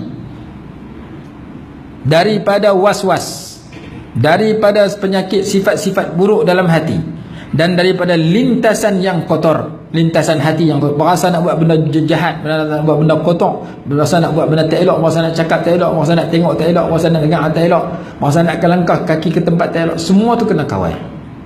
Kena kawal hati kita daripada 3 perkara. Yang pertama, was-was, ragu terhadap ajaran Allah. Min syarril waswasil khannas alladhi yuwaswisu fi sudurin nas. Daripada sifat-sifat buruk dalam hati, adalah senarai disandarkan oleh ulama. Imam Ghazali senarai dalam Kitabul Muhlikat. Daripada lintasan yang buruk adalah dia menjaga hatinya dengan muraqabah, yang dengan mengawasi, dengan merasa Allah sentiasa memerhatinya, yang menghalang daripada buat benda rosak. Kemudian perenggan yang terakhir, hendaklah ia bersegera menyucikan hatinya yang merupakan tempat pandangan Allah Subhanahu wa taala daripada cenderung kepada syahwat dunia, daripada sifat hasad dengki, daripada sifat nak tipu orang Islam, daripada buruk sangka dengan orang yang lain. Muka surat 9. Hendaklah ia menjadi penasihat yang baik terhadap orang Islam, berlemah lembut, belas kasihan, beriktikad, berprasangka mereka ada kebaikan, suka kepada orang beriman, suka kepada orang Islam sebagaimana apa dia suka pada diri dia sendiri, benci kepada orang Islam sebagaimana benci daripada apa yang keburukan yang dia benci pada dirinya sendiri. Perenggan yang kedua, ketahuilah bahawa memiliki hati yang keras itu, hati itu ada maksiat-maksiat yang lebih keji, lebih buruk, lebih kotor daripada maksiat anggota. Tidak akan baik hati untuk masuk ma'rifah Allah, cinta kepada Allah, melainkan apabila disucikan hati itu daripada sifat-sifat buruk. Di antara sifat buruk, perenggan yang ketiga, ialah takabur, sombong, riya, iri hati, dengki. Yang ini kena belajar bagi tinggal. Jangan bagi ada kat kita takabur. Sebab apa kita takabur? Ada 8 sebab, kata Imam Ghazali rahimahullah dalam kitab Ihya. 2 sebab di sudut agama, 6 sebab di sudut dunia. Sudut agama, ilmu dengan ibadat. Kita ilmu banyak, kita belagak kepada orang ilmu sikit. Ibadat kita banyak, kita belagak kepada orang ibadat sikit. Sebab dunia ada 6. Harta banyak, dia jadi kaya, dia belagak kat orang miskin. Kuat, dia belagak kat orang lemah. Dia pangkat besar, dia belagak orang tak ada pangkat. Dia penyokong ramai, dia belagak kepada orang tak ada penyokong. Dia tubuh badan, dia rupa parah, dia handsome, lelaki lebih kacak daripada orang lain, perempuan lebih cantik daripada orang lain, dia belagak kepada orang huduh. Dia putih, dia belagak kepada orang hitam. Dia hitam, dia belagak kepada orang hitam gelegam. Dia kata, aku hitam-hitam pun kopi susu, hang kopi O terus. Hitam pun boleh belagak. Belagak siapa? Belagak kat hitam gelegam. Jadi kita nak buang penyakit belagak tu, nak kena tahu bahawasanya kelebihan apa pun kita dapat, ia anugerah Allah kat kita, bukan hak kita pada hakikatnya. Kita banyak ilmu, Allah yang anugerah ilmu kat kita. Kita banyak ibadat, Allah yang kontrol kita buat ibadat banyak. Kita segak, Allah yang membentuk rupa paras kita bagi segak. Kita kaya, Allah yang izin kita jadi kaya. Menyebabkan kita sandang kelebihan tu hak Allah, kita tak akan belagak. Kita berasa hak kita, lingkup tu.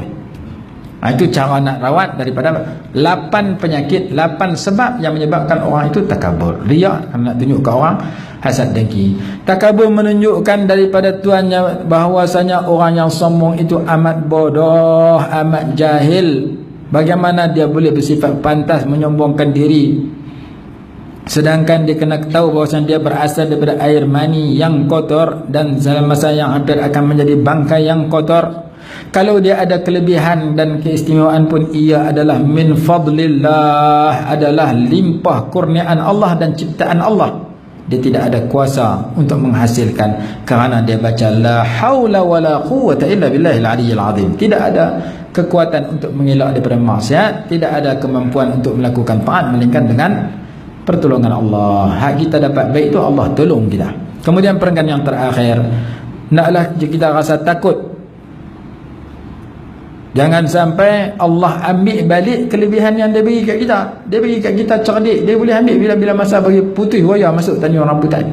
Dia bagi kita tubuh badan yang kuat, dia boleh ambil bila-bila masa bagi kena stroke. Dia bagi kat kita nyawa, dia boleh ambil bila-bila masa kena serangan jantung, masuk mati terus. Dia bagi kat kita sebarang kelebihan. Kaya, dia boleh bagi muflis bankrupt bila-bila masa. Jadi tidak ada sesuatu kelebihan yang kita dapat yang kita boleh tahan kalau Allah ambil balik daripada kita. Naklah kamu takut kalau kamu belagak dengan apa yang Allah bagi pada kamu, Allah tarik balik anugerah dia kepada kamu dengan sebab buruk adab kamu dan sebab kamu nak rebut sifat yang khusus bagi dia, iaitu takabur. Takabur sifat Allah tak boleh ambil. Siapa ambil, Allah musuhi dia. Allah musuhi orang takabur, Allah musuhi orang terlibat dengan riba, Allah musuhi orang yang memusuhi wali Allah, kata dalam hadis, kata dalam Quran. Baik. Li'annal kibra, kerana takabur itu sifat Allah yang maha perkasa lagi maha megah. Muka surat 10. Kita lompat-lompat saja cepat habis. Kita habis dalam pukul 9 insya-Allah. 25 minit ni. Sifat riak menunjukkan bahawa kosongnya hati pemilik riak daripada kebesaran Allah dan keagungan. Kalau kebesaran Allah dan keagungan Allah masuk dalam hati dia, tak akan riak, tak akan nak tunjuk ke orang, dia tunjuk kepada Allah. Ni dia lupa kepada Allah, menyebabkan dia buat amal nak tunjuk ke orang, semayang nak tunjuk ke orang, duduk di rumah tak nak mayang sunat, main masjid mayang rajin. Duduk di rumah tak nak baca Quran, mayang masjid baca Quran. Menantu duduk di rumah dia tak nak mayang, pergi rumah pak mentua mayang rajin. Pak mentua dia tidur mulai 3 hari dia semayang rajin. Pak mentua balik tuang 6 bulan pak. Pasal dia semayang kalau nak tunjuk kat pak mentua. Ahli qaryah mai semayang di masjid, masa nak tunjuk kat Tok Imam pasal anak dia nak nikah lagi sebulan. Saat ni Tok Imam buat tanya banyak. Payah dia pun mai. Saat ni Tok Imam tak bukan keluar rumah dia pula, dia mai masjid. Hari-hari mai semayang 5 waktu. Habis anak dia menikah, tuang 4 tahun pula orang mai. Pasal apa? Pasal dia nak ibadat kalau nak tunjuk kat Tok Imam. Lepas tu Jumaat pun tak main, apa pun tak main pula. 4 tahun pula anak kedua nak nikah, main pula jumpa Tok Imam, mayang rajin. Ada orang buat kerana manusia, kerana kebesaran Allah tak ada dalam hati dia, tapi kebesaran makhluk yang ada. Akhirnya dia buat kerana nak tunjuk ke makhluk, tak tunjuk kepada pencipta makhluk. Itu disebut alasan sebab kenapa manusia jadi riak. Kerana ia berpura-pura, kerana ia menghiaskan diri kepada makhluk, dia tidak merasa cukup dengan pengetahuan Allah kepada diri dia. Allah tahu cukup bila kita buat baik. Makhluk tak tahu pun tak apa. Contoh mudah faham. Kita masuk tandas, siapa tahu? Nak masuk tandas siapa ajak orang? Tak pernah ajak orang. Kita nak masuk tandas, panggil bini kita, mari kita masuk tandas dua, orang tak nak bawa dia aku tu. Masuk tandas seorang-seorang. Masa tu tak ada siapa tengok, tak ada siapa tahu. Kita masuk dengan kaki kiri. Sebelum masuk baca doa. Lepas keluar kaki kanan. Baca doa, kita dapat pahala kerana ikhlas serta patuh. Kita masuk tandas, kita buang ayat besar, kita buang ayat kecil. Kita belah keluar ke tu tanpa kita jurus ayat. Tak ada siapa tahu. Tak ada tulis nama itu hak siapa punya. Tapi kita fikir, kalau aku keluar sekali, orang masuk lepas aku mesti maki hamun kat aku, laknat pak kanak kat aku. Pasal apa? Kau ajak siapa murah tak jurus ni. Maka kita tak mau pergi dia laknat kita bagi bersih elok, kita keluar. Dia tak berterima kasih kat kita sebab dia masuk kita dah tak ada, tapi Allah dah berterima kasih kerana kita buat baik kepada dia. Cuba kita masuk tandas, orang yang masuk sebelum kita buat kurang ajar kat kita macam tu. Dia masuk, dia berak, dia tinggal. Dia kencing, dia tinggal. Kita masuk, kurang ajar siapa buat kerja aku ni, wangi hau tinggal kat aku. Kita maki dulu baru kita buang pagi-pagi, baru kita buang yang besar. Kita masuk dalam tandas, kita suka kawan masuk tandas sebelum kita tinggal dalam keadaan bersih, kita tak sakit hati, maka kita keluar, kita jangan bagi sakit hati orang lepas pada kita. Siapa tengok? Allah Ta'ala saja tahu, makhluk lain tak tahu, sebab tak tahu siapa nak masuk tandas lepas pada ni. Tu satu amalan yang mudah, ringkas, tak ada siapa tahu, tapi Allah dah berterima kasih kerana kita niat nak bagi orang lepas kita senang hati masuk tandas, tak benci kat kita. Walaupun dia tak jumpa kita, dia tak ucap terima kasih, dia tak marah, dia tak suka, dia tak kata terima kasih dan sebagainya, tapi Allah dah berterima kasih kepada orang yang buat baik. Saya cerita ni pasal apa? Pasal ada orang perangai dia masuk tandas, dia biar aku tu. Kalau dia basuh, buang ayat besar, dia basuh tu, dia pergi berselerak atas lantai, dia tinggal belah pergi tu. Kira kencing, dia tinggal tu. Warna oren, warna panu. Tinggal kalau oren tu. Marah kita, kau ajak siapa buat kerja aku ni. Satu masjid di Pulau Pinang, dia tulis apa? Ada kucing, ada tikus, lepas kencing sila jirus. Dia buat pantun ke tu, tu pun dia berah kencing tinggal ke tu juga. Jenis buat pantun kalau orang tak mau buat beramai. Hak teruk lagi, jenis masuk dalam tanah, dia contiang, tulis macam-macam. Kata-kata tanah ada. Pasal apa? Pasal bab ni tak ada. Bab muraqabatullah. Allah Ta'ala tahu sudah cukup menyebabkan aku jaga benda baik, aku buat benda baik walaupun orang tak tahu. Kalau hidup fikir bagi orang tahu saja, masa orang tak ada, dia tak akan buat baik. Itu masalah yang berlaku kepada sebahagian orang. Kemudian perenggan yang seterusnya, li'anna zahid, perenggan yang seterusnya, orang yang zuhud. Barang siapa yang melakukan amal soleh dan ingin diketahui oleh manusia, untuk manusia muliakan dia, untuk manusia buat baik kepada dia, adalah orang yang riak, yang jahil, yang bodoh, yang cinta kepada dunia. Itu perenggan yang pertama. Perenggan yang kedua, seorang yang zuhud, tidak cinta dunia, adalah orang manusia menuju, dan kalau manusia menuju dengan mengagungkan dan mengorbankan harta, maka ia akan menolak dan membencinya. Orang ini mencari dunia dengan amal akhirat. Adakah ia lebih bodoh darinya? Jika ia tidak dapat berzuhud dunia, maka seharusnya ia mencari dunia dari penguasanya. Apabila seorang itu nak dunia daripada yang bagi lewat yang terbaik, naklah dia menuntut dunia daripada pemilik dia yang sebenarnya, iaitu Allah Subhanahu wa taala. Sesungguhnya hati makhluk di tangan Allah. Yuqbilu biha ala man aqbala alaih. Allah akan jadikan orang-orang yang mulia suka kepada kita kalau kita suka menuju kepada Allah, dan mempermudahkan orang tertentu untuk berkhidmat kepada orang yang mendekatkan daripada Allah. Tajuk yang terakhir muka surat 10, adapun hasad dengki, ia adalah memusuhi Allah pada zahir dan merebut kerajaan milik Allah Ta'ala, merebut apa yang Allah berikan kepada orang lain. Dengki ni maksudnya kita teringin kebaikan yang orang lain tu hilang, mai kat kita. Itu dibenci oleh Allah Ta'ala. Bila Allah bagi kelebihan kepada seseorang, kita mau hilang, berarti kita telah memusuhi Allah. Kerana Allah nak bagi jadi dia tu dapat baik, kita tak mau dia jadi dapat baik. Itu dilarang. Kemudian muka surat 11, iri hati dalam perkara dunia seperti pangkat, harta, itu lebih kecil daripada dengki hati ke atasnya. Ya, sewajarnya engkau membelas kasihan kepada orang yang diuji dengan pangkat dan harta, dan engkau puji Allah kerana Allah selamatkan kamu daripadanya. Kita susah tak apa kaya, kita dengki kepada dia kerana kaya, sebenarnya kita kena kesian kepada dia pasal dia kaya. Kenapa? Kerana orang kaya belum tentu dia boleh selamat kalau dia tak hampir diri pada Allah.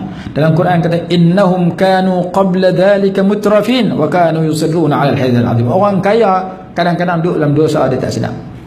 Hidup dia mewah. Kesian kat dia tu kaya saja tapi ilmu tak ada. Kesian kat dia kaya saja, di masjid tak dimai.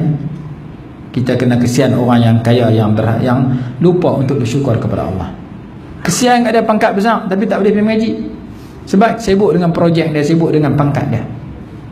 Jangan kita dengki kalau dia dapat harta banyak. Pasal apa? Takut kita kaya macam dia jadi macam sang labah.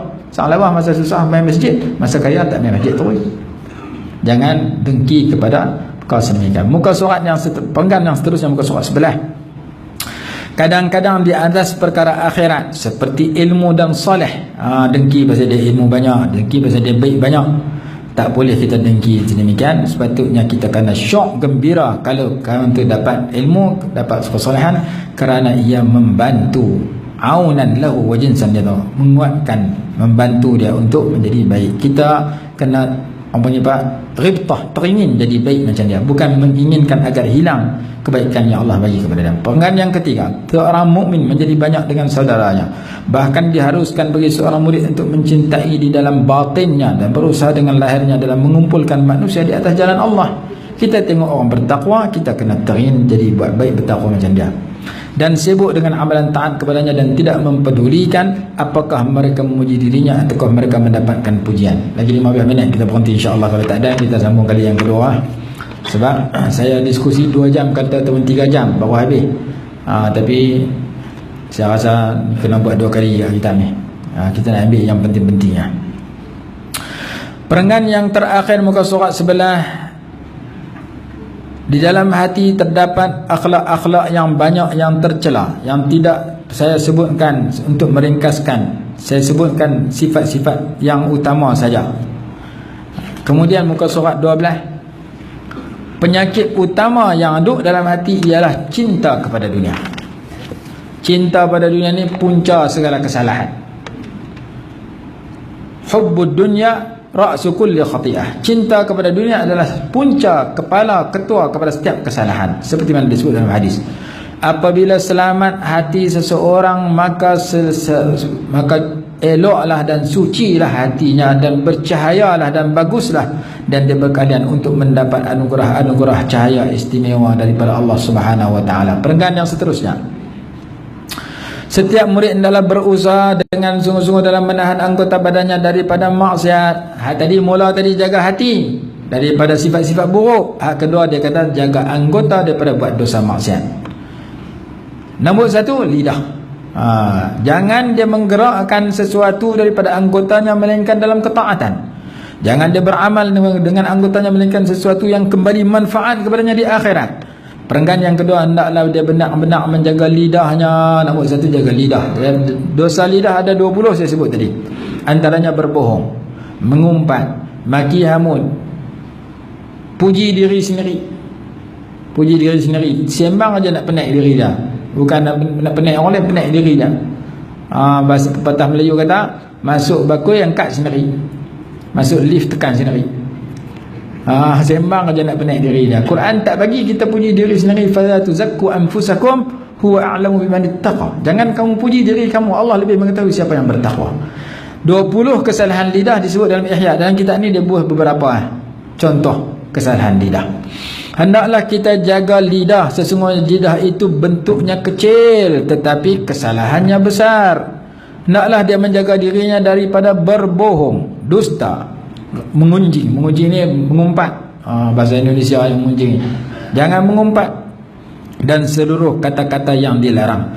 Hendaklah dijaga daripada berkata yang keji, daripada bercakap yang tidak penting, yang kotor, kata-kata yang kotor, sekalipun tidak haram tetapi ia mengeraskan hati. Cakap yang tak penting walaupun tak haram tapi menjadikan hati kerah dan membuang-buang masa. Perenggan yang terakhir, bahkan diharuskan bagi murid agar tak menggerakkan lidahnya kecuali untuk bertilawah. Lidah kita digunakan untuk baca Quran, berzikir, memberi nasihat sesama muslim, menyuruh kepada kebaikan, melarang daripada kemungkaran, atau menyebut sesuatu hajat keduniaan yang dia dapatkan hajat itu dengan menolong, dengan membantu dunia yang membantu kepada akhirat. Muka surat 13. Nabi SAW bersabda, seluruh ucapan anak ke manusia tidak bermanfaat kecuali berzikir, menyebut nama Allah, memerintahkan kepada kebaikan dan mencegah daripada kemungkaran. Habis lidah, dipindah nombor 2 dengan nombor 3, iaitu jaga pendengaran dan penglihatan. Ketahuilah sesungguhnya pendengaran dan penglihatan adalah 2 pintu terbuka yang menuju ke dalam hati. Lidah dengan pendengaran ni 2 pintu. Kalau kita tengok, apa maksud yang kita tengok masuk dalam hati, apa kita dengar masuk dalam hati. Kerana dua-dua ni pintu masuk dalam hati. Semua yang masuk dari keduanya langsung terus menuju kepada hati. Berapa banyak seseorang yang mendengar atau melihat sesuatu yang tidak baik, lalu nampaknya sampai ke hati, akibatnya sampai kepada hati dan susah untuk menghilangkannya. Sebab tu kita duduk di Malaysia ni nak jaga mata payah. Kita masuk dalam masjid dan surau, orang perempuan pakai kelumur tutup aurat. Kita keluar pada masjid, tang pagar masjid terus jumpa orang tak tutup aurat. Pi airport, jenuh jegi ya. Jenuh paling jenis paling jenis jegi. Pi nak pi Langkawi, pi apa ferry, tempat tunggu ferry, stesen bas. Rata-rata orang tak tutup aurat di mana-mana tempat. Pi pasal minggu, pi pekan hari, tinggal nak jaga tak jaga. Jaga, Allah Ta'ala ganti kemanisan iman. Tak jaga mata, sembahyang tak khusyuk. Di Mekah Madinah kita pergi, boleh gagah tutup aurat. Kalau kita pergi Yaman, kawasan Hadramaut, seminggu duduk sana tak pernah tengok walaupun satu orang rambut perempuan. 100% orang perempuan di sana tutup aurat. Nampak biji mata apa ada, tak nampak apa pun ada. Tutup depan, tutup belakang. Masa dia jalan kita kata dia ni unduk kan pergi depan ni. Di depan kan unduk belakang, tak tahu mana depan mana belakang. Belah kambing, tutup aurat di hadapan kambing. Duduk sana seminggu tak jumpa. Nak tengok rambut perempuan pula, naik atas kapal terbang, pramugari mai tanya, oh lagu ni rambut tu Arab no? Pasal apa? Pasal sana aurat ditutup, orang pakat tengok kuti batu ke apa semua. Suasana di sana hebat. Di sudut pembangunan tak ada, teruk. Jalan berdebu, rumah-rumah teruk, apa kuti batu, bukit bukau. Tapi orang tua-tua nak pegang tasbih, subhanallah, subhanallah, zikir. Tanya mana Malaysia, Indonesia, oh negara hampa cantik, syurga dunia. Nampak pokok-pokok menghijau, khadra, hijau, dia kata. Ada yang terjun apa semua, jalan raya, lebuh raya canggih, dia kata. Kami tak ada lebuh raya, jalan teruk, tetapi tempat kami tak pernah dengar seorang hamba Allah yang mati kerana merempit. Tempat kami tak ada merempit. Tempat kami tak ada orang buang anak luar nikah. Tempat hampa bangunan mewah, negara maju, tapi masalah sosial banyak berlaku. Kenapa? Kerana pembangunan zahir bagus, tapi pembangunan dalam kena ada sama. Tu ucapan orang sana. Sebab kita nak jaga tu payah. Dia kata kena jaga pendengaran dan penglihatan. Perenggan yang ketiga, kerana sesungguhnya hati sangat cepat terpengaruh dengan segala sesuatu yang masuk ke dalamnya, dan jika terpengaruh susah untuk menghilangkannya, maka hendaklah murid benar-benar menjaga pendengaran dan penglihatannya bersungguh-sungguh dalam mencegah seluruh anggota badannya dari segala dosa dan perbuatan yang tidak bermanfaat. Perenggan yang sebelum akhir, hendaklah ia berhati-hati dari memandang keindahan dunia dan perhiasannya dengan pandangan kagum. Kita nak tengok bukit tak apa, tengok dunia tak apa, tapi jangan kagum kepada dunia sehingga lupa kepada kehebatan penciptanya. Zahirnya fitnah, batinnya ibrah, pengajaran. Mata memandang kepada zahir fitnahnya dan hati memandang kepada batin ibrahnya. Berapa banyak murid yang melihat kepada sesuatu perhiasan dunia, lalu cenderung hatinya kepada cinta kepada dunia dan berusaha menghimpun dan memakmurkan dunia itu semata-mata. Perenggan yang terakhir, maka sewajarnya bagimu wahai para murid memejamkan pandanganmu dari seluruh alam semesta. Janganlah kau melihat sesuatu dari dunia kecuali dengan tujuan mengambil pelajaran darinya. Muka surat 14. Maksudnya agar kau mengingat ketika melihatnya bahawa sesungguhnya ia akan fana dan lenyap, akan binasa. Hak mana kita tengok akan binasa dan akan lenyap. Serta dulu ia adalah sesuatu yang tidak ada, dan berapa banyak anak keturunan Adam yang telah menyaksikan dunia ini, kemudian mereka semua mati dan dunia tetap ada. Kemudian berapa kali dunia ini diwariskan dari generasi kepada generasi berikutnya. Jika kamu memandang alam semesta, maka dapatkan memberikanmu dalil atas kesempurnaan kuasa pewujud dan pencipta yang maha suci. Lihat makhluk, bukti di atas kesempurnaan dan kekuasaan pencipta makhluk. Sesungguhnya segala sesuatu di alam semesta ini menyeru dengan lisan, dengan lidahnya, sesuai dengan keadaannya, sesuai yang hanya seruan yang hanya didengar oleh orang memiliki hati yang bersinar dan memandang dengan cahaya Allah bahawa tidak ada sembahan selain Allah yang Maha Mulia lagi Maha Kuasa. Fasal berikutnya, hendaklah setiap murid selalu dalam keadaan suci. Ini dia galakkan kita sentiasa berwuduk. Ini di antara amalan yang mulia, iaitu mengekalkan wuduk. Kelebihannya banyak, murah rezeki, malaikat, teman yang kita, malaikat hafazah, jaga teman kita, lindung daripada syaitan, lindung daripada maksiat. Ada ulama sebut dalam kitab Bushrul Karim dan beberapa kitab yang lain tentang kelebihan berwuduk. Hadis kata la yuhafizu 'alal wudu'i illa mu'min. Hadis Ibnu Majah menyatakan tidak memelihara wuduk melainkan orang yang kuat iman. Tak boleh pelihara wuduk 24 jam kerana kita jenis batal. Kadang maghrib sampai isyak berapa kali kentut. Nak jaga payah. Maka kita ambil berat ketika waktu-waktu penting. Seperti ketika nak mengaji. Nak mengaji, bagi mengaji dalam keadaan berwuduk. Lebih baik dalam mengaji tak ada ayat semayang. Nak mengaji maghrib isyak, nak baca kitab, nak ziarah kubur, bagi ada wuduk. Nak tidur, bagi ambil ayat semayang. Kalau kita tak boleh kekal selalu, paling kurang kita ambil waktu-waktu yang penting untuk kita jaga wuduk. Kemudian dia kata setiap yang berhadas yang berwuduk dan melakukan solat 2 rakaat, setiap kali kentut ambil ia sembahyang, kemudian sembahyang sunat 2 rakaat. Jika ia berkeluarga lalu ia mendatangi isterinya, maka hendaklah ia bersegera mandi wajib dari hadas besar pada saat itu dan tidak berdiam dalam keadaan berhadas besar. Hendaknya ia membantu dirinya agar selalu dalam keadaan bersuci dengan cara sedikit makan. Seseorang yang banyak makan maka ia akan seringkali berhadas dan akan menjadi susah baginya untuk selalu dalam keadaan suci. Begitu juga sedikit makan dapat membantu untuk bangun di malam hari. Kalau makan sikit boleh makit sembahyang tahajud mudah. Makan banyak terkejut pun tak. Dia kata payah nak makit kalau makan banyak. Dan hal itu merupakan tugas yang terpenting yang harus diperhatikan oleh setiap murid. Muka surat 15. Sesuatu yang diharuskan bagi murid adalah tidak makan kecuali dalam keadaan lapar, tidak tidur kecuali dalam keadaan mengantuk hingga tertidur, tidak berbicara kecuali jika diperlukan, tidak bergaul dengan makhluk kecuali dalam pergaulan yang dapat mendatangkan manfaat, tak berjumpa orang melainkan berjumpa yang datang manfaat saja. Barang siapa banyak makan maka hatinya akan menjadi keras dan anggota badannya akan merasa berat untuk melakukan ibadat. Banyak makan juga mengakibatkan banyak tidur dan banyak bercakap. Dia kata banyak makan payah ibadat. Ni cakap senang, bila lauk sedap lupa. Lupa kata tak boleh banyak makan, bantai lebih daripada orang ni. Perenggan yang seterusnya, sedangkan seorang murid jika banyak tidur dan bicara maka keinginannya sebagai murid hanya akan menjadi gambaran saja tanpa hakikat. Disebutkan dalam sebuah hadis, tidaklah anak keturunan Adam itu memenuhi tempat yang lebih buruk daripada perutnya. Cukuplah bagi manusia memberi beberapa suapan untuk menegakkan tulang punggungnya jika memungkinkan, maka sepertiga untuk makan, sepertiga untuk minum, sepertiga untuk bernafas. Jangan makan sampai tak ada nyawa. Buka puasa tu dia puluh sampai tak boleh bongkok. Penat. Pasal apa? Penat makan. Pergi sembahyang balik, sujud, belahak keluar kuah. Pasal dia hirup kuah banyak sangat, kuah kanji banyak sangat. Dia buh mi banyak sangat, belahak terkeluar mi 2-3 orang. Pasal makan terlajak. Perenggan yang seterusnya, seorang murid harus menjaga manusia ayyakuna ab'ada paling jauh daripada maksiat. Berapa dah dia sebut tadi. Seterusnya kena jauhi maksiat, kemudian kena jaga yang fardu, kemudian kena jaga ibadat, kemudian cepat dalam melakukan kebaikan. Ini 4-5 pesanan dia. Perenggan yang terakhir, seorang murid tidak boleh membezakan dirinya daripada orang ramai kecuali dengan menuju kepada Allah dan mengundang ketaatan kepadanya, dan mengosongkan dirinya daripada segala yang menyibukkan daripada ibadat. Segala sesuatu dunia yang boleh menghalang dari ibadat kena hilang. Muka surat 16.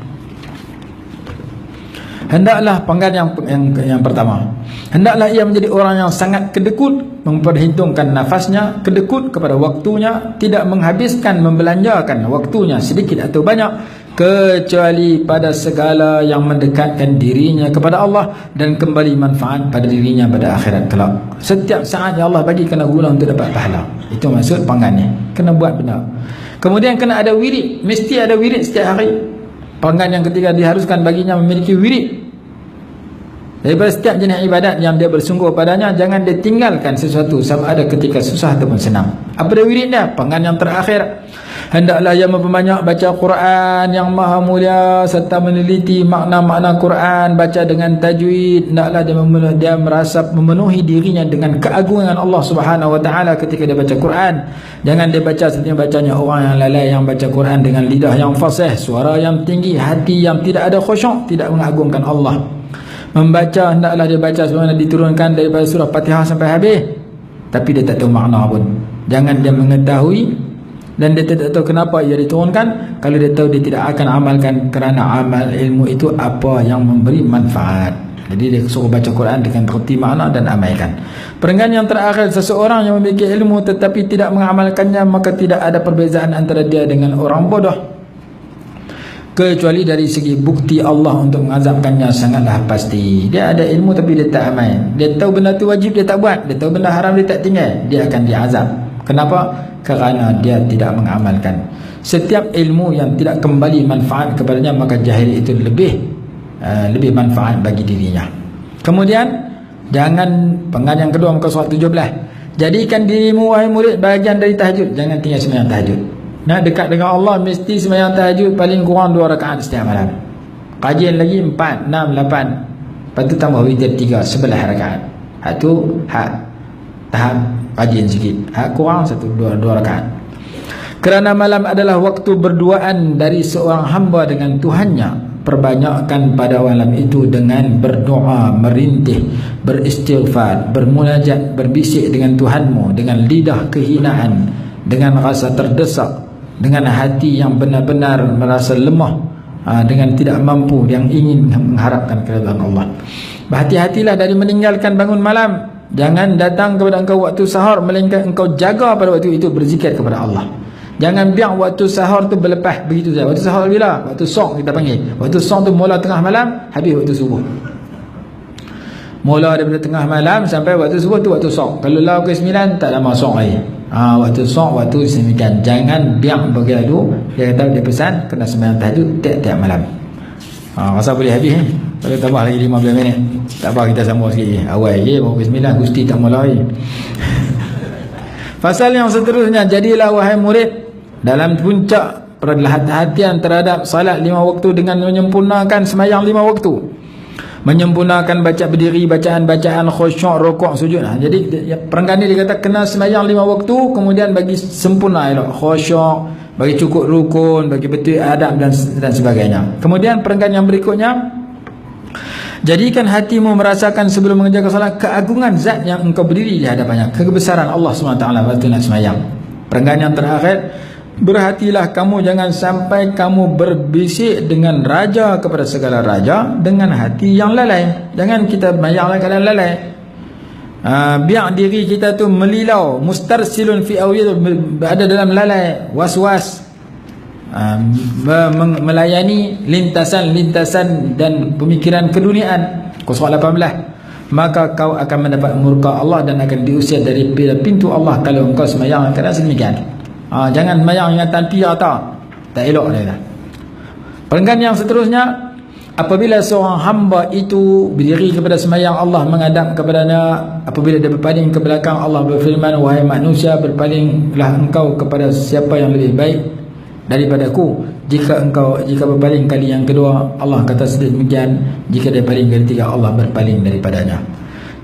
Perenggan yang ketiga, jika seseorang yang berpaling dengan wajah fiziknya sahaja, tubuh badan dia saja, menjadikan Allah akan berpaling darinya, lalu bagaimanakah keadaan orang yang berpaling dengan hatinya dalam salat pada kerendahan dunia dan perhiasannya, padahal Allah Ta'ala tidak memandang jasad dan sesuatu yang lahir, tetapi dia memandang hati dan renung kalbu. Perenggan yang terakhir, ketahuilah sesungguhnya roh seluruh ibadat dan maknanya adalah menghadirkan diri bersama Allah di dalamnya. Barang siapa yang ibadahnya kosong dari penghadiran diri, maka ibadahnya seperti debu berterbangan, tidak bermanfaat.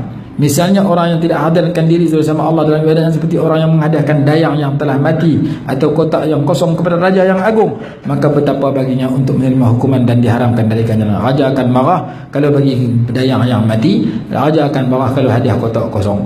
Raja nanda dalam kotak, nanda dayang yang hidup. Orang sembahyang hatinya pi dunia seumpama sedemikian, kata pengarang kitab ini. Muka surat 19. Jangan tinggal sembahyang Jumaat, jangan tinggal sembahyang Jumaat. Itu panggilan yang pertama. Perkara yang kedua, jaga sembahyang ba'diyah qabliyah, sembahyang sunat. Jaga sembahyang witir, jaga sembahyang duha. Hidupkan antara maghrib dengan isya. Jangan biar maghrib isya kita hanya menonton TV. Maghrib isya kita duduk dalam masjid, kita duduk dalam surau, kita mengajar, kita mengaji. Jangan biar maghrib dengan isya tu berlalu begitu sahaja. Ada 4 waktu besar yang kita kena ambil berat. Maghrib dengan isya, maghrib sampai isya, sebelum subuh, lepas subuh, sebelum maghrib. Ni 4 waktu kena ambil berat, kata ulama. Sebelum subuh kena jaga, jangan bangkit lepas subuh. Lepas subuh sampai terbit matahari jangan tidur. Beramal pada masa tu. Dua dah, sebelum subuh, lepas subuh. Kemudian maghrib sampai isya. Kemudian sebelum maghrib. Disebutkan di sini. Hendaklah perkara yang ketiga, hendaklah kamu memakmurkan setelah sembahyang subuh sehingga terbit matahari. Lepas sembahyang subuh sampai terbit matahari, isi dengan amal kebajikan. Dengan kuliah subuh, dengan sembahyang maghrib, dengan wirid, dengan istighfar, dengan baca Quran. Jangan lena waktu lepas subuh. Lepas sembahyang asar sehingga terbit matahari. Tu sebelum maghrib sehingga tenggelam matahari. Ini adalah 2 waktu yang mulia yang Allah limpahkan anugerah istimewa kepada orang yang mendekatkan diri kepadanya di kalangan hambanya. Perenggan yang terakhir, dan memakmurkan waktu setelah solat subuh merupakan sebab terkuat untuk menarik rezeki jasmani, dan pada memakmurkan lepas asar sebab kuat untuk mendatang rezeki hati, rezeki rohani. Demikianlah yang telah diuji oleh orang-orang yang punya mata hati yang terang di kalangan arif billah yang besar-besar. Dalam hadis, sesungguhnya orang yang duduk dalam tempat sembahyang berzikir kepada Allah lepas sembahyang subuh, cepat dia mendapat rezeki daripada orang yang berulang alik yang menuju kepada penjuru bumi untuk bermusafir cari rezeki. Jadi amalan lepas subuh murah rezeki. Perenggan yang seterusnya, muka surat 20. Hendaklah kita, setelah kita boleh jaga perintah Allah, jauhi yang haram, Allah suruh kita buat, Allah larang kita tinggal, kita kena tambah lagi satu, iaitu mulazamah zikrillah. Terus menerus berada dalam berzikir kepada Allah. Atas kereta, atas lebuh raya, di kedai, di pasar, tempat orang tak berzikir kita berzikir. Masuk pasar kita baca doa, masuk pasar dapat 3 juta apa kelebihan. Siapa masuk dalam pasar, tempat orang jual beli, supermarket, pasar minggu, pasar malam, pasar tani, market ikan, kedai runcit, tak mana orang jual beli, kita masuk situ, kita baca doa masuk pasar, dapat 3 juta kelebihan. Doa dia berbunyi, la ilaha illallah wahdahu la syarika lahu, lahul mulku wa lahul hamdu wa huwa hayyun la yamut bi yadihi al-khair wa huwa ala kulli syai'in qadir. Diampunkan 1 juta dosa, diberikan 1 juta pahala, diangkat 1 juta darjat, dibina 1 rumah dalam syurga. 4 kelebihan Allah bagi kepada orang baca doa itu. Hadis hasan dalam sunan, dalam kitab Al-Azkar. Saya terjemah buku doa-doa tu, saya buah dalam buku, ada buku saya cetak. Doa tu kenali, dalam tu ada doa tu. Pergi pasar, buka baca, balik tak beli apa, dapat 3 juta. Ada rawi hadis masuk pasar hanya baca doa nak dapat 3 juta kelebihan, tapi tak beli apa-apa. Kita masuk pasar, doa apa doa, lintang bukan tak ingat, aku nak beli durian, aku beli durian, aku cari durian tak mana murah, tak mana murah sangking tu, hak tu aku cari. Makan durian RM15, cucuk ubat RM30. Dia kata pantang tak ada jumpa durian, dia kata jumpa RM15 habis ya. Lepas tu ubat RM30 habis RM45. Kita masuk pasar nak beli ikan, nak beli apa, baca doa tu baru cari. Jadi zikir ni kena setiap masa dan tempat yang ada ruang. Quran kata perbanyakkan zikir. Ya ayyuhallazina amanu dzkurullah dzikran katsira. Orang beriman zikir pada Allah dengan zikir yang banyak. Sampai nak habis ni. Saya ambil yang penting-pentingnya supaya tuan-tuan nak banyak, tuan-tuan balik baca di rumah. Pasal terjemah bahasa Indonesia tak faham, buat faham biarlah. Zikir itu muka surat 20. Sedangkan zikir yang dapat mencangkumi seluruh makna zikir ialah la ilaha illallah. Perbanyakkan la ilaha illallah. Dapat makna zikir hasil yang batin, yang zahir, perbanyakkan la ilaha illallah. Inilah zikir yang diperintahkan kepada orang yang mula belajar dan orang yang berada di pangkat yang tinggi. Perenggan yang sudah, barang siapa inginkan sesuatu berrahsia tariqah dan dibuka kepadanya jenis hakikat, naklah dia berzikir kepada Allah dengan hati yang hadir, dengan adab yang sempurna, dengan hati yang jujur. Apabila berhimpun semua ini, akan dibukakan kepadanya rahsia-rahsia dan kemanfaatan daripada zikir. Kemudian perenggan yang ketiga sebelum akhir di bawah muka surat 20, jadilah kamu orang yang bertafakkur. Dah zikir, fikir. Disebutkan sifat orang yang yang cerdik. Inna fi khalqis samawati wal ardi wa ikhtilafil laili wan nahar la ayatin lil albab. Disebutkan ulul albab, orang yang bijak tu benar, alladzina yadhkuruna Allah qiyaman wa qu'udan wa ala junubihim wa yatafakkarun, yang berzikir dan yang berfikir. Yazkurun, yatafakkarun, yang mengingati Allah sambil berdiri, sambil duduk, sambil berbaring, dan yatafakkarun, fikir. Apa benar kita nak fikir? 3 benda. Yang pertama, muka surah 20, penggan yang sebelum akhir, berfikir tentang keajaiban kekuasaan kerajaan langit dan bumi. Hasilnya adalah mengenal Allah SWT. Yang kedua, berfikir terhadap nikmat-nikmat yang kita dapat. Hasilnya cinta kepada Allah yang memberi nikmat. Yang ketiga, memikirkan tentang dunia dan akhirat serta keadaan makhluk pada keduanya. Dunia ni akan binasa, akhirat itu kekal. Di dunia, di akhirat ada yang dapat siksa, ada yang dapat nikmat.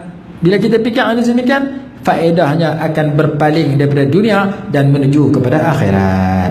Kita tak akan sibuk dengan dunia yang menghalang daripada akhirat. Dan telah kami menjelaskan sebagian dalam tafakur hasil dan kitab Risalah Muawanah. Fasal yang berikutnya, dalam kita nak buat semua kita mengaji tadi, memang saya kata boleh habis kita ni, malam ni boleh habis, sebab ni tanpa dekat sampai hujung lah. Hak mana kita nak buat semua tadi, kadang-kadang kita ditimpa 2 penyakit. Satu, malas nak buat ta'at. Kita duduk main masjid dah sampai satu masa, aku malas habis masjid hari ni. Kita duduk baca Quran dah sampai satu masa, aku malas nak baca Quran hari ni. Kita duduk baca sembahyang tahajud sampai satu masa, malam ni aku tak mahu sembahyang tahajud. Bila kita ditimpa penyakit malas dalam sesuatu ketaatan, kita kena berubat. Kita kena berubat penyakit itu. Kita kena penyakit kita tak mana. Saya, perangai saya kedekut di hidung mesin, tak pernah keluar zakat. Tambah sedekah jangan tanya. Belai makan di kedai, tak orang bayar, saya tak bayar. Dua-dua untung saya. Makan dengan kawan, tak kawan bayar, tak pun tak, kita tak bayar. Dua-dua kita menang. Pasal apa? Kita hidung mesin. Kalau kita penyakit kita malas sedekah, kita kena mengaji ayat Quran dengan hadis tentang kelebihan sedekah. Penyakit kita malas sembahyang tahajud, kena mengaji ayat Quran hadis tentang kelebihan tahajud. Penyakit kita malas pergi masjid, baca ayat Quran hadis tentang kelebihan pergi masjid. Tak mana kita malas, tentu kita mengaji kelebihan dia, supaya kita inginkan kelebihan tu dapat kat kita. Kita malas ziarah orang sakit. Orang hebat tu, kalau sakit masuk ward 7 hari lah, ward 7 lah apa semua, ICU dia kata, biar pergi dia sakit, aku nak pergi parking susah buat apa, nak pergi parking di hospital dia kata teruk, baik aku tak pergi terus. Mengaji tentang kelebihan ziarah orang sakit. Hadis Imam Tirmizi kata, siapa ziarah orang sakit di pagi hari, didoakan oleh 70,000 malaikat sehingga petang. Siapa ziarah orang sakit di petang hari, didoakan oleh 70,000 malaikat sehingga pagi. Kita kalau amai hadis tu, orang sesama kita pergi ziarah, orang sakit perut kita pergi ziarah, hospital mampu rumput. Pasal apa? Pasal satu kedah duk amai hadis tu, nak dapat doa 70,000 malaikat, pakat pi ziarah orang sakit. Tapi kita tak nak jumpa hadis tu, kalau jumpa pun tak boleh nak amai, akhirnya rumput duk panjang situ lah. Hospital pun orang duk sakit lah, aku nak pergi tengok, aku pergi, tak pergi aku belah. Jadi kita kenal diri kita malas tang mana dalam kebajikan-kebajikan, kita cari rawatan dengan menginginkan, mengharapkan anugerah istimewa yang Allah bagi kepada orang yang buat benda yang kita malas tadi. Kita malas pergi haji umrah, baca kelebihan haji umrah. Itu dia kata sini, jika engkau merasakan pada dirimu, wahai para murid, malas berbuat ketaatan, merasa berat dalam kebaikan, maka tariklah dirimu dengan harapan. Rawat diri kamu dengan cari satu harapan. Harapan apa? Harapan nak dapat kelebihan yang Allah bagi kepada ibadat yang kita malas tadi. Kita malas sembahyang sunat, kita baca kelebihan sembahyang sunat, supaya kita ingin kelebihan tu main kat kita, maka kita buat sembahyang sunat.